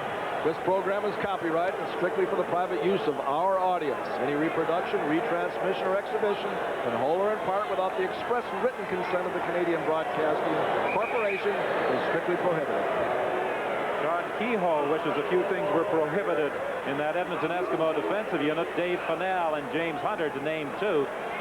They dropped him right at the line of scrimmage. So the Bombers will be forced into a punting situation with 6:54 remaining in the third quarter. John Bonk did a pretty good job on Dan Kepley. But Dave Fennell and James Hunter. It helps when you get a stranglehold on him, too. Yeah, that always helps. We're in position to make the stop on Sean Kehoe.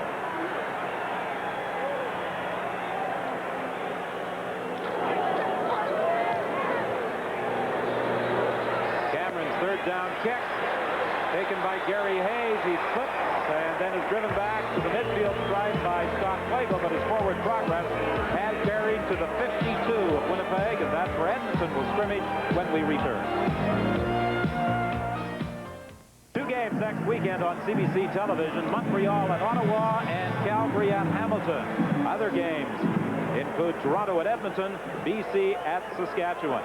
And we should extend our congratulations to Don Matthews and the coaching staff of the British Columbia Lions, General Manager Bobby Ackles, for wrapping up first place in the West last night. And even though they lost 20-19 this afternoon, Bob Bilovich, Ralph Fazio, and the Toronto Argonauts have wrapped up first place in the Eastern Conference. Nelson Jones hits the 50-yard line. That will be a pickup of a couple of yards. 20-19, the Ottawa Rough Riders. And number 57, the newcomer, Sturdivant, got the hand up there and I think deflected the football. 5:36 is the time remaining. They have just announced the attendance at Winnipeg Stadium. 24,206. A very disappointing turnout considering the importance of this ball game. Paul Hickey's third down kick bounces into the end zone. Paul Bennett had to come up with some nifty footwork to avoid having that ball hit him as he conceded the single point. So it's 22-7 now with 5:08 remaining in the third quarter. Every once in a while at this stage of the season, when you're getting in some imports that aren't completely conversant with that rule, and you let that ball bounce around a little bit, they'll infringe on it and you can get a penalty on them. You know, I was thinking about just what you were talking about, Leo. The first time that the Bombers kicked the field goal, Edmonton decided to take the ball to 35. Guess who wasn't on the field? 57, Sturdivant. He had to hustle out there late. You know, he's used to that kickoff. That's right. And he was late getting there. Ron Sturdivant, the new defensive end, playing his first CFL game for the Winnipeg Blue Bombers. Over the middle, John Kehoe gets to the 44-yard line. The longer this game goes, the more it looks like that game in Montreal yesterday, where Montreal just took everything away from them and just moved the ball convincingly on the Calgary team. And it's the same way today. As good a football team as Edmonton has been, they are really frustrated out there because Winnipeg has got them pretty well figured out on both sides of the ball. Blue Bombers with their short yardage offense. 2nd and 2 from the 43.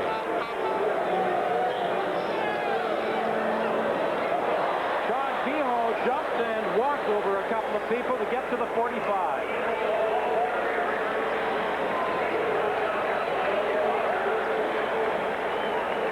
Well, Kehoe was part of that 4-player package that came from Edmonton to Winnipeg on July the 2nd.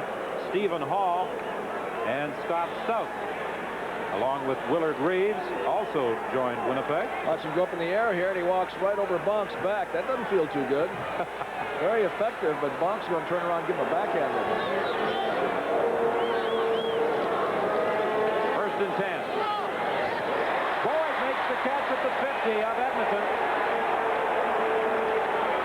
You know, they've hit that pattern to both sides of the field now about 2 or 3 times. That's been their best pattern.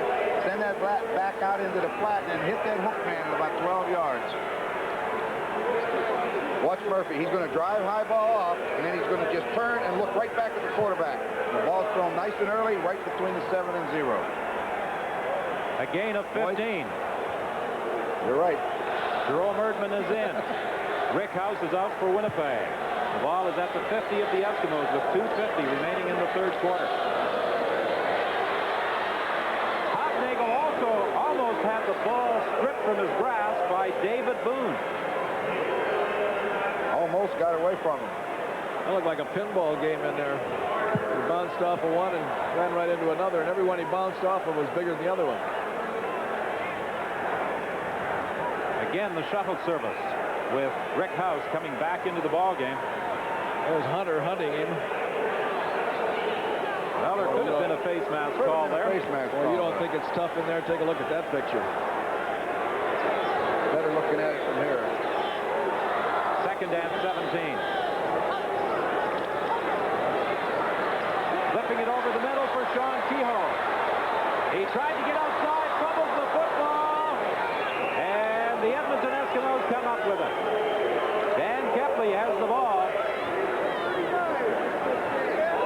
Sean Kehoe struggling for additional yardage. Through 3/4 of play, as the statistic indicates, almost all the offense by both teams has been through the air. Don, that was a big, big play to Milton Jones to get them down there. You know, they're only trailing 22-7. Boy, they score right here. It's going to get exciting. Boy, the ball finished on the free from the outside. Nobody laid a hand on him. Boy, Warren Moon was lucky to get out of the way. I think maybe Warren slipped on this, though. He went out to his left, and Paul just came steaming in there and just got a hand on his jersey and turned him around, and his feet went out from under him. That was all it took. Play by the Winnipeg safety who was blitzing. It's 2nd and goal now.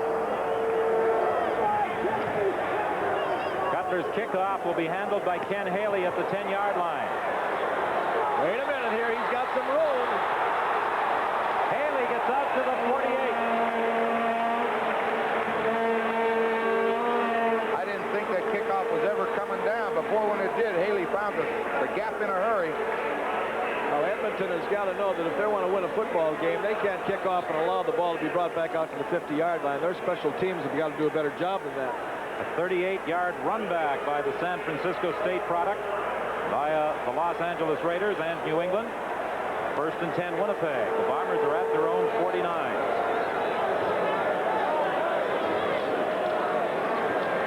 Hofnagel's in trouble.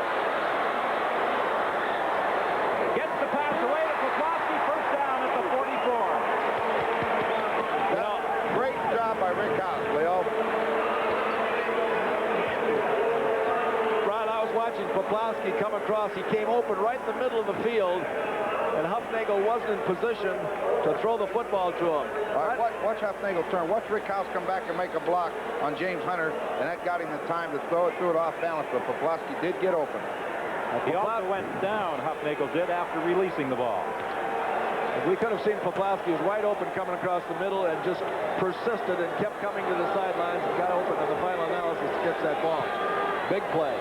1st and 10 at the 44 of the Eskimos. Off inside to Sean Kehoe to the 41. He picks up 3. He was tripped up by Dale Potter.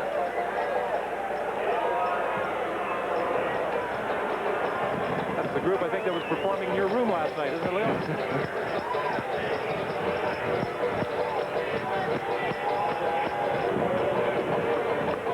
12:16 is the time left to play in the football game. 22-14. Winnipeg in front. It's 2nd and 7 for the Bombers, and just outside the 41-yard line.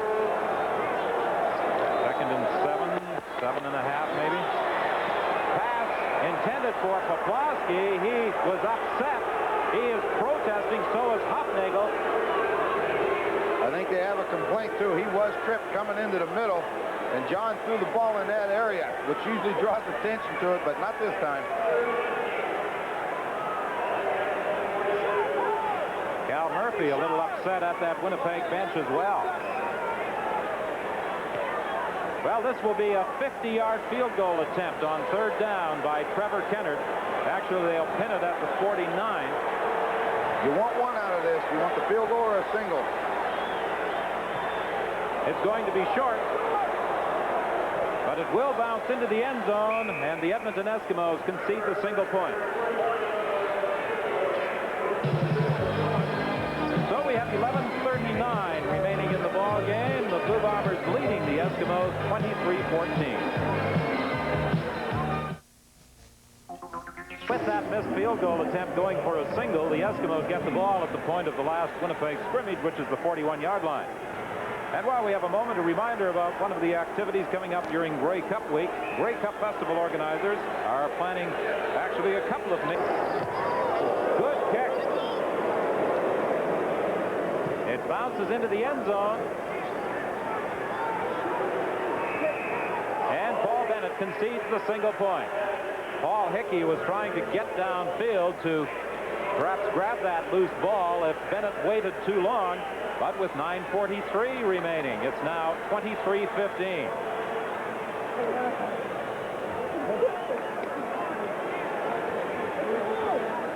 Blue Bombers will scrimmage 1st and 10 at the 35. You see Paul Hickey out there having a little discussion with the referee. He felt Tony Norman was interfering with him. This is the time when let's look at this, Leo. See what did happen. No, he missed him completely. But he was also blocked into the kicker. This is the time right now when they wish they had Reeves so they can establish some running here. Sean Kehoe, the ball carrier. Kehoe gets to the 42, but there's a penalty flag on the play. Ed Jones came up to make the stop on Kehoe, who appears to be favoring his right leg. I think someone moved prematurely in the offensive line. They're going to call holding, but I'd say if anyone moved, it's the right tackle.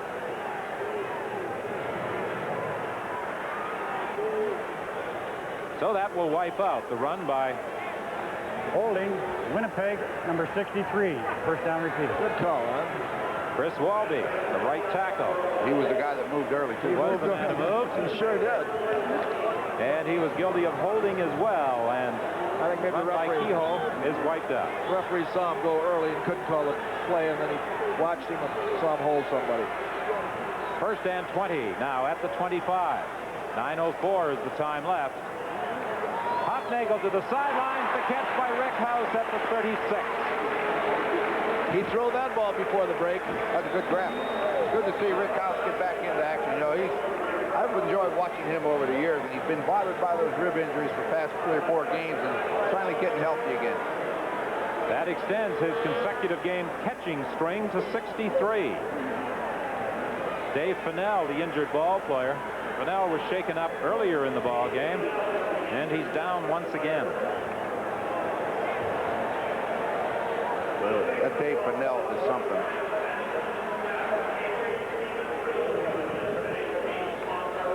He'll be replaced by Leon Lescavich.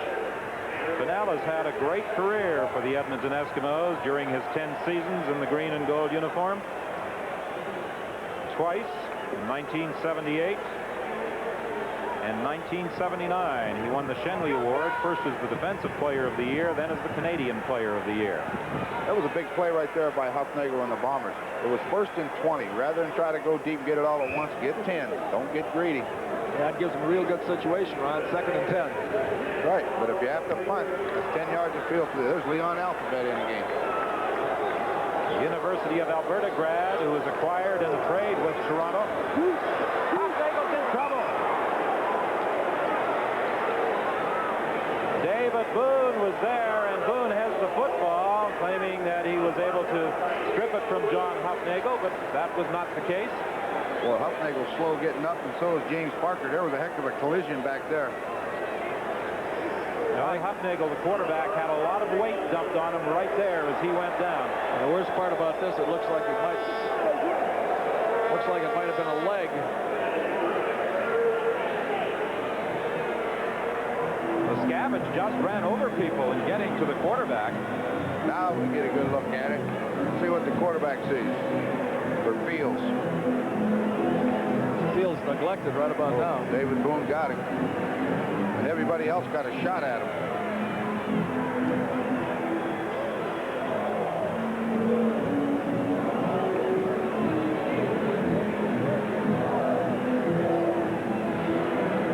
Well, we've been informed that David Fennell appeared to catch a finger in the eye a couple of plays back, but will be returning. But now John Hufnagel will be going out, and perhaps Norman Gibb will be coming into the ball game. 8:33 is the time left. It's 23-15 in favor of the Winnipeg situation, and they need a big kick here from Bob Cameron. Boy, people on the sidelines must be coming a little bit queasy because they've seen Edmonton close the gap like this on many occasions.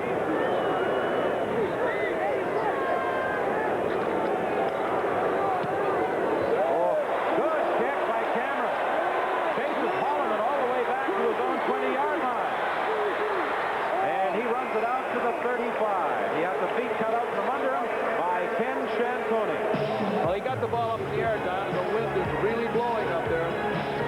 So we have a timeout with 8:04 remaining in the ball game. Well, John Hufnagel is up and walking around at the Blue Bomber bench. A good sign for Winnipeg fans, and we have been informed that he will be back. But right now, it's up to the Bomber defensive unit to stop this Edmonton offensive machine that has come to life.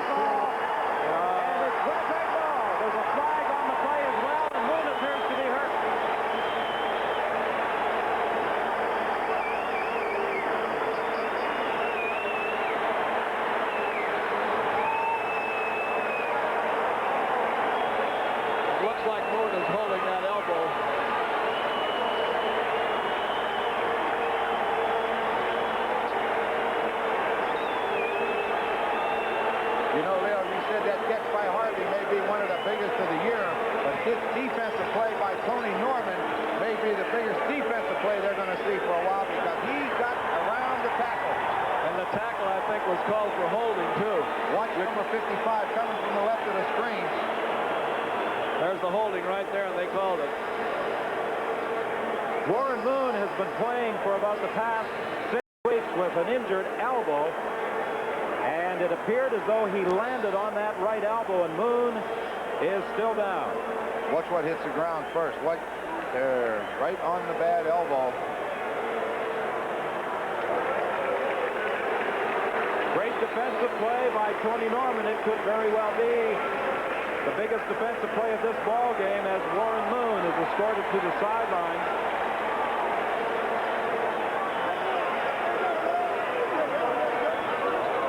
Well, Tony Norman for that play right there could very well be worthy of our Carling O'Keefe Defensive Game Star Award.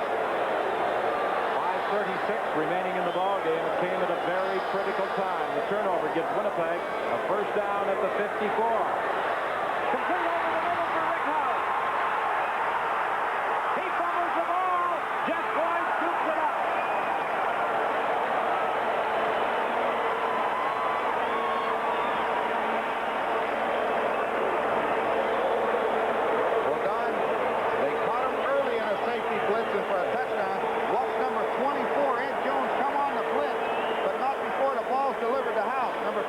Makes the hit, but too late. And House is free in the middle. House is carrying that ball kind of loose. And watch that. I think it was Ed Jones there that came around him and just punched the ball right out. There goes Boyd on top of the ball, and he paid his dues when he recovered it. Well, the quarterback pays the price on that safety blitz, but he dumped it over the middle for a gain of 42 to Rick House, and it's a first down Winnipeg at the 19.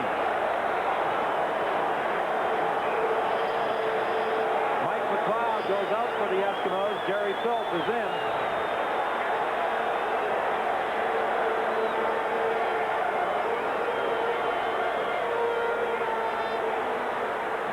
Pressure again. He gets it away. Touchdown, Bobrovsky.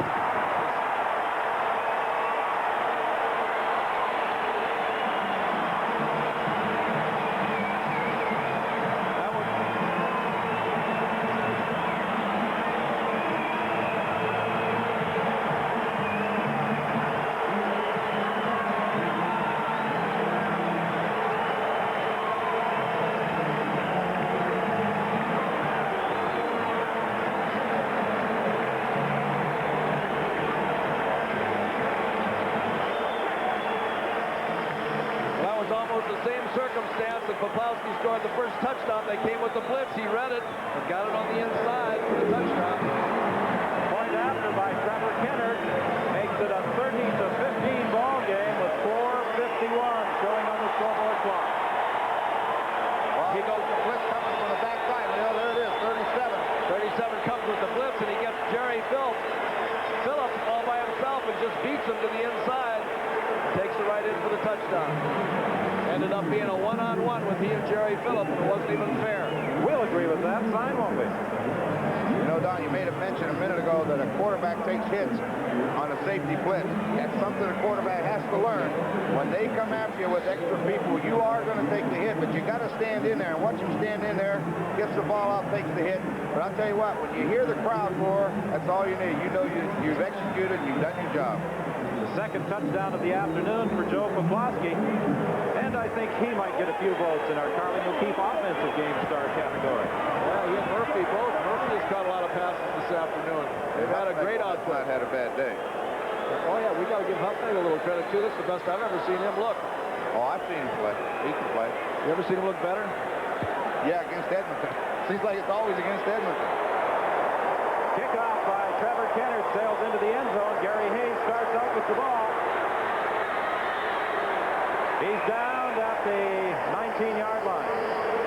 John Pointer was the first downfield to make contact with 4:44 remaining in the game. Who's going to be coming in at quarterback? Warren Moon is still there. Cal Murphy, the former Edmonton assistant, and he is a little upset with one of his rookies, Pat Kantner. Didn't stay in his lane, and he's hearing about it.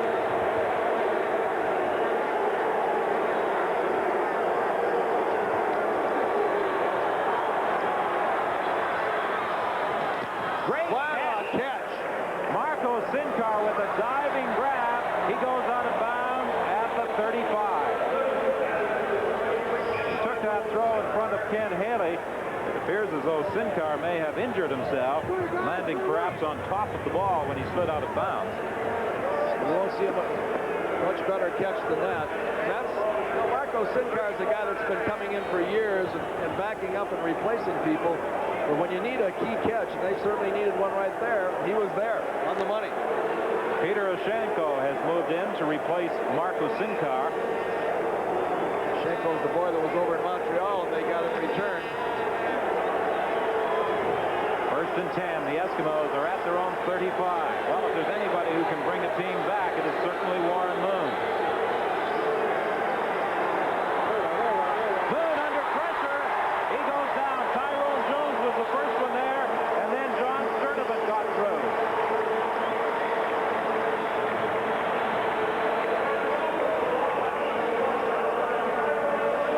Well, Jones came on the blitz from the right that time, and although he was blocked, he followed through. Watch him, he just overpowers the blocker and gets there. Warren had to pull the ball down because there was no one there to throw it. It will be 2nd and 16. The 08 is the time remaining. The Eskimos will be in a punting situation when we return.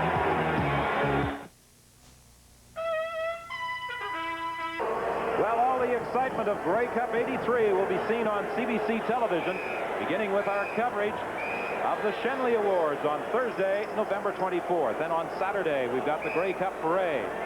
On Sunday, Grey Cup Day, our 90-minute pregame show, the thrill of it all, followed by the game itself. Third down punt by Paul Hickey. It bounces to Paul Bennett at the 43. Behind the block by Scott Flagel, he gets up to the 53 of the Edmonton Eskimos. Well, this game has featured some tough defensive play by both sides. I'll tell you, number 27 has had a pretty good football game for the Winnipeg Blue Bombers today. Cal Murphy's got to be very pleased with the performance of the Bombers today. Well, he told us before the game that the inside passing game is something that he thought Huffnagel could work against the Eskimos today, and that has produced the 2 touchdowns. Well, that's always been John's strength. Trying to stay on the ground now with Sean Kehoe, and he has a gain of about 8. He has replaced the injured Willard Reeves, and he runs it to the 47 of the Eskimos. What they got to concentrate right now is try to keep the ball as long as possible, kick for good field position, and make sure they don't make any mistakes. He just stutter steps right there, watches the thing open up, and then just pulls himself away right within a close proximity of that first down situation. It's 2nd and 2 now for Winnipeg. They send in the short yardage offense. Hold on to that ball with both hands. The pitch to Kehoe, reaching forward to the 45-yard line. He'll be very close to the first down. Now they're going to have to punt here. I don't know. I think they'll keep the ball. I think they'll gamble. Gives in and sneak it again. Nope. They better punt it. No, they're sending in the punting unit. I'm looking at the yard at the 1st and 10 marker, and it's right in almost the middle of that white line. Well, now Cal Murphy calling a timeout. He needs about a foot. He's reconsidering, but you know, with a snap of the ball, there could be an exchange problem. There could be a lot of things. A stage like this, you ought to try to kick it away. No, sir. You can block the punt, too. You know, and looking back, when was the last time, if the Bombers prevail, and it appears they will, the Edmonton Eskimos have been forced to go on the road for a playoff game? I think it was 1976, wasn't it? Yeah, in the finals of 76 was the last time. That's right. Well, here comes Gibbs. Well, they're going to go after You don't like this call, do you, Leo? I think it's great. I love it. I think it's great if you happen to be in Vegas. I'll tell you what. I'll take my chances on a quarterback taking that ball and getting one step. You never made a quarterback. I think it's a pretty good gamble on the part of Cal Murphy. If they keep the football and pick up the first down, they can pretty well put it away with 2:27 remaining. Now, we're giving plaudits to a lot of people here today, but that number 1 on that other side of the field has taken an awful beating. Without him, they wouldn't have showed up today.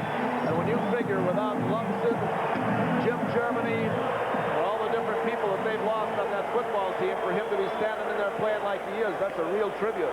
Angelo Santucci, Scott Stout, 2 or 3 linemen. 3rd down gamble here for the Winnipeg Blue Bombers. Norman Gibbs dives ahead, and will have the first down as he gets inside the 45-yard line. Well, there's no question that someone was offsides on the white team, but it was never called. There haven't been many flags this afternoon, despite the hard-hitting ball game. It's been a well-played ball game by both teams. Being settled by the players. That's the way it's supposed to be. You know, 1976 was the last year, as we said, that the Eskimos had to go on the road for a playoff game. If they, in fact, qualify for the playoffs this year, they could still be caught by the Calgary Stampeders. They will be going on the road, and the semifinal will take place here in Winnipeg as the Blue Bombers will be assured of a second-place finish. The pitch to Sean Kehoe, and he fights his way to the 37-yard line. You got a good block by Dan Huckleck and Rick House. Again, House has made 2 or 3 good blocks today. You know, the most gratifying thing that Cal Murphy is going to get out of this game, other than the 2 points and their guaranteed second position on the league finish, is the way that his quarterback is playing. I mean, everybody's been saying wait till Clemens comes back and everything will be all right, but everything looked all right out here today with John Huffdeg. That's the time to make it look right. It's right coming up on playoffs. Well, you know I'm glad to see Huffdeg play well. 2nd and about 3, and Kehoe dives to the 35-yard line. So now another decision to be made by Cal Murphy, and you'd never know by looking at the friendly coach that his team was leading by 30-15 with just 2 minutes remaining. He wants to know exactly how much he's got to go. That's what he's asking upstairs. He's out on the field, and he's sending in his field goal unit. No? Yes, he is sending in the field goal unit, but take it easy, Cal. You're 15 ahead. However, as he says, you never relax against the mighty Edmonton Eskimos until that final gun sounds. Well, that's why they've been champions. You don't ever take it easy against them. Field goal try by Trevor Kennard from 43 yards out. It's good.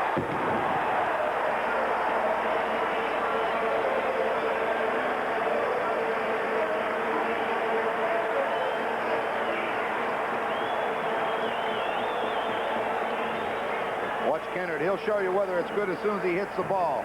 Watch him. He'll tell you before the referee does.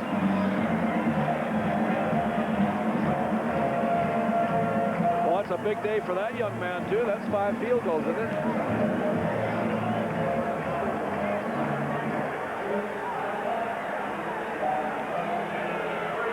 Well, you know, know, we talked about 1976, the last year that the Eskimos had to go on the road for a playoff game. Ron, you should certainly remember that 1976 season. That was the year that the Saskatchewan Roughriders faced the Eskimos in the Western Final. Matthew Dunnigan in at quarterback, and that pass almost picked off by David Shaw. You see right there why you don't go at David Shaw too often. He timed that perfectly. New quarterback threw it out there. He read him. What's David Shaw? He said, "This is mine." That's why he's been an all-star many times. By ball game this afternoon for Trevor Kenner. 6 field goals, 20 points.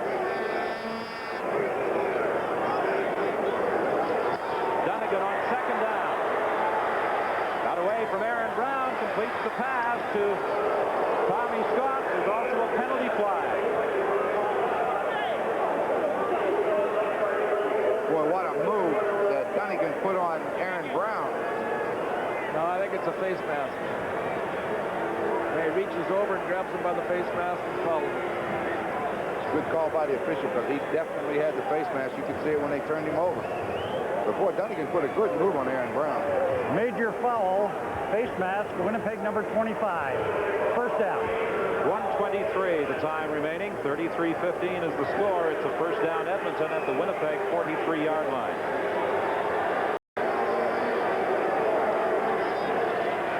Dunnigan gives to Cowan, and he got to the 41, fumbles the ball, still loose, and I believe Nelson Jones may have been the last to touch it as it went out of bounds. There's Leo, you mentioned it a minute ago, like Cowan has put the ball on the ground a few times today. You know, when you're, as you mentioned, Santucci, Lumsden, Stout, Germany, and all those guys, they did, you know, you're missing a key ingredient. Just think of the number of the games the Eskimos have lost when Jim Germany's been in the lineup. Not very many. Well said. It's second and 12. We keep talking about all the injuries and all the people that everyone else has been missing, but certainly Edmonton has been missing their fair share. The pass intended for Kelly. He was overthrown by Dunnigan, and Donovan Rose almost had his second interception of the day. Well, you know, Winnipeg, they get the bye next week. Tom Clemens should be ready, and they'll have him and Huffnagle when they go to Toronto for their final. And the Eskimos play Toronto next week. And then they get to bye the final week. So, I'll tell you what, some great football ahead in the CFL. I can't wait for the games we do next week. We got a couple of beauties. Should be an exciting weekend. The Eskimos could be sitting out the bye the final weekend of the season, unable to determine their own fate. Over the middle to Milton Jones. Well, I tell you, he cracked through there and split some people. That's Aaron Brown that he split on one side. Well, Leo, I don't know how you taught it, but I always believe it that when a back's running with the ball, two guys come in conversion on them, split them. Get your head and shoulders between them and split them. Well, that's the way you ran all the time. I can remember that.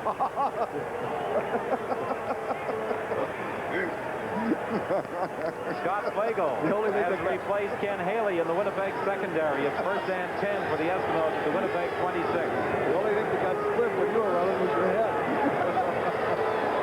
Dunnigan fumbles the ball as he attempted to set up the throw, and I think he managed to recover. Piling on top, Sturdivant and Tyrone Jones. It's amazing. Watch him drop the ball. Turn around. He pumps it once, pumps it twice. There it goes.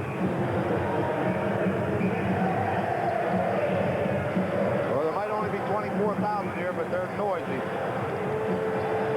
Well, this is a result of years and years of frustration, too, and Edmonton would always win the key games against this football team, but it's going to be Edmonton that's going to have to come in here or somebody else. John Sturdivant is the injured ball player. He appeared to perhaps get hit in the eye or in the face somewhere as he comes off. Well, for a guy that hasn't been in town very long, Sturdivant's played a pretty good football game today. Well, he provides that big high rush when he's coming from the inside with those hands up. Those quarterbacks have to throw the ball over him, and that's tough to do. Well, one of his big assets is quickness, and he's displayed that today. 39 seconds remaining in the game.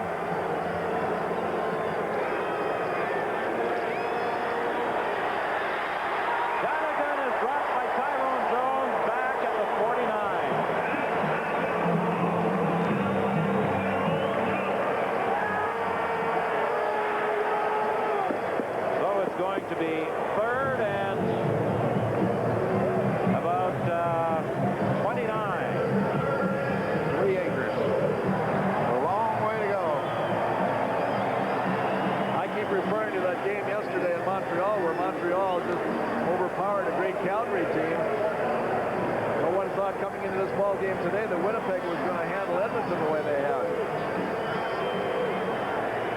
Third down gamble.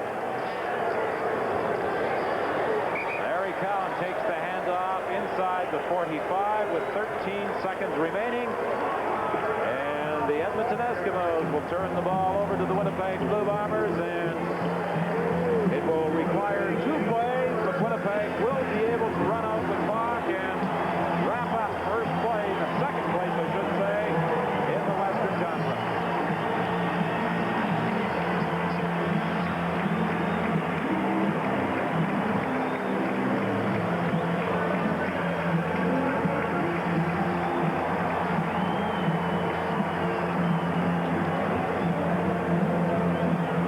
This is the weekend we said would shed some light on the playoff picture, both East and West, and it has as far as the first 2 positions are concerned. Toronto will definitely finish first in the East with Ottawa second, and in the West it will be the British Columbia Lions finishing on top with the Winnipeg Blue Bombers in second place. The third place is still up for grabs. Winnipeg with this second place finish now assured of the number 2 position, and Edmonton and Calgary will battle for the number 3 spot. The Stampeders have 2 games remaining. Edmonton just 1. The band is just not playing, going to have a party, and that's exactly what the Winnipeg people are going to have. That's CFGM music. So the Winnipeg Blue Bombers come up with a 33-15 triumph over the Edmonton Eskimos to assure themselves of a second place finish.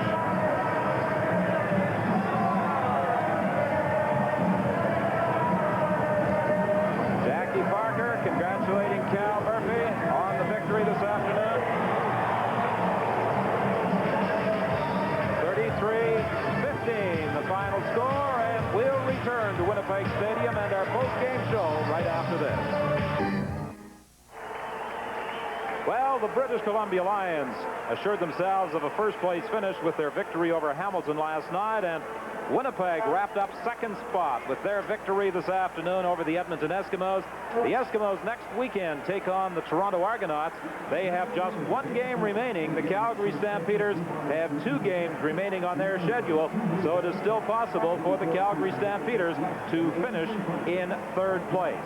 Standing by on the sidelines, the coach of the Winnipeg Blue Bombers, Cal Murphy, so we have an opportunity to talk with him.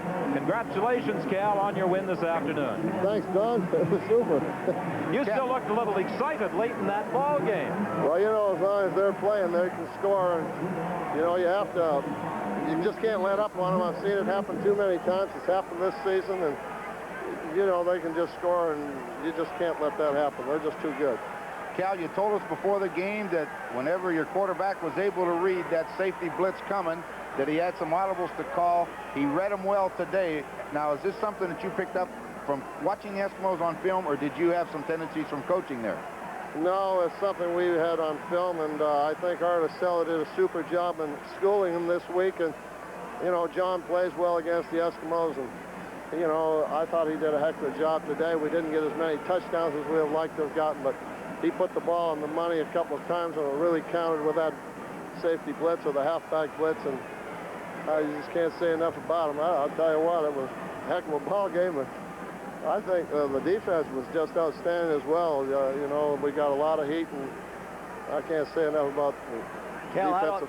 I don't think I've ever seen your team prepared better offensively and defensively. And the one thing that you must really be happy about, the cry has been wait till Clemens gets back, but you look pretty much at home out there with John Hufnagel today, and that must really do your heart good at this time of the season. Well, you know, when we were talking before the game, and we were saying that he is basically in about his 3rd week of training camp, and he's just going to get better and better as he feels more comfortable in our offense. And you know, as he has less trouble with the terminology, and he was doing things today that he felt very comfortable with. And a couple of times, you know, we said certain plays, and he felt more comfortable with going with something else. And we said, hey, you go with what you're comfortable with. And what the heck? You're not going to ask him to do something he shouldn't have done it. We ran that one reverse. He says, let's run that son of a gun reverse. I wish the heck I'd put it in my pocket. Cal, your defense, you know, we were talking to you before the game. You said you were going to mix the coverages up. I thought the first half that your secondary or your defense had Warren Moon as confused as I've seen a quarterback in a long time. So somebody did something right. Yeah, they really did a good job of disguising the coverages. We got combination coverages on Scott as well as Kelly at times, and we matched up 1-for-1 with the other people. And I think Fred Glick and Bob Vespasiani, along with Mike Riley, they really got those guys prepared, and the ball players really came to play today. There's no question about it. Well, you know, John Sturdivant just coming in here on Monday looked like he's going to be a great acquisition. He played a fine game out there for you this afternoon. He sure did. He ran out of what you call gas at the end of the game, I think, more than anything else. But he lasted long enough, and he's going to be better because he'll be in better shape the next time we play. Cal, I think you have to be a little concerned, despite the victory, with the condition of Willard Reeves, who was injured in the second quarter. Yeah, he's gone for the season. He's got ligaments. I think it's medial ligaments. I don't know what they call it, second degree or something like that, but he's gone for the season. I was talking to Jack Parker before the game, and he said, let's hope nobody gets hurt today. And son of a buck, it's always something. But I thought Sean Keogh did a heck of a job in the second half and ran hard, and he wanted it today, and I got to give him full marks for it. Well, that's a tough blow to get ready for the playoffs without Willard Reeves, the leading rusher in the West. Well, it is, and we'll just have to rally to it somehow. Everybody else has had the injuries. Well, Cal, you found 6 quarterbacks this year. You can certainly find a running back. Yeah, there's one standing here on the sidelines we're looking at, too. All right, Cal Murphy, congratulations on your victory this afternoon. The Blue Bombers assured of a second-place finish in the Western Conference. And, of course, they will now host that Western semifinal here at Winnipeg Stadium against either Edmonton or Calgary. Well, I'd just like to say one thing, that Warren Moon and the Edmonton team hung in there right to the last minute. And they've had so many injuries. We've pointed out all season long how other people have been hurt so badly, but nobody's been hurt worse than Edmonton. Well, you know, the champions die hard. And, you know, Cal Murphy said he wasn't happy until that game ended. And when you have Warren Moon and the Eskimos on the field, you better be in the game right to the final gun, because you never know. They're coming back. Well, 33-15 was the final score here at Winnipeg Stadium this afternoon. There were a number of outstanding individual performances during the course of the ball game.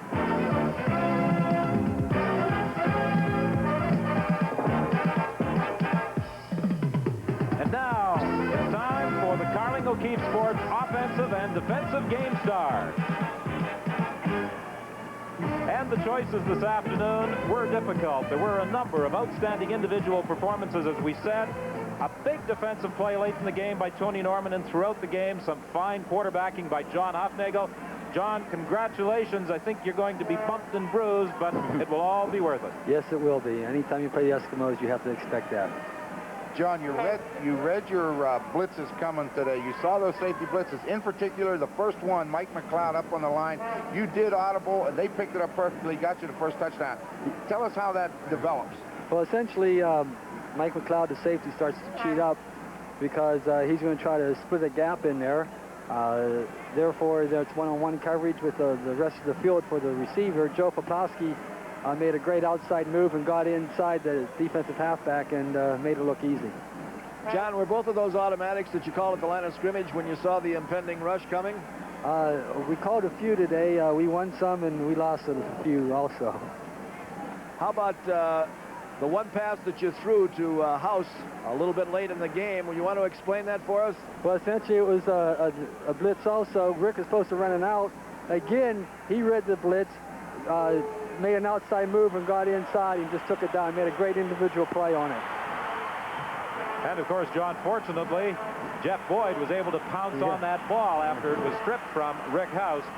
But I thought that you did a fine job this afternoon in reading that Edmonton Eskimo defensive coverage. Well, thank you very much. If I may, I'd like to say hello to my family in Regina. Okay. Hey, John, you can say hello to him. You want to say hello again? That's good. Okay. Hey, John, let me ask you one question. For some reason, a lot of people say that you play extremely well against the Edmonton Eskimos, and I've seen you play even better than you played today against them, and I thought you had a heck of a day against them today. Why? Is there a reason? I really don't have any idea, Ron. I just, they're a very aggressive team, and you have to play your best to stay in the ball game, and I just think I prepare myself a little bit extra for the Eskimos. How do you like that hat, John? It's nice. I'll be wearing it. Well, the other man wearing that Carling O'Keefe Game Star hat is defensive end Tony Norman. And Tony came up with a big play late in the ball game. Despite being held, a play that would have drawn a penalty, he was able to get through to quarterback Warren Moon, strip him of the ball, and Tony, you were able to pounce on it as well. Yeah, I was very fortunate in that capacity. I have to say that everybody was really prepared for the game this week. Puffy and myself and Tyrone Jones, my outstanding buddy, linebacker, friend. Okay, Tony, we want to take a look at that play. Now, I don't know, there's been a lot of big plays made by defensive people, but this one today may be the biggest one of the year. Would you like to tell us about it? Well, I was coming on a blitz from the side. I was fortunate enough to get around the guard, and I kind of tackled Warren a little high because I wasn't sure was he going to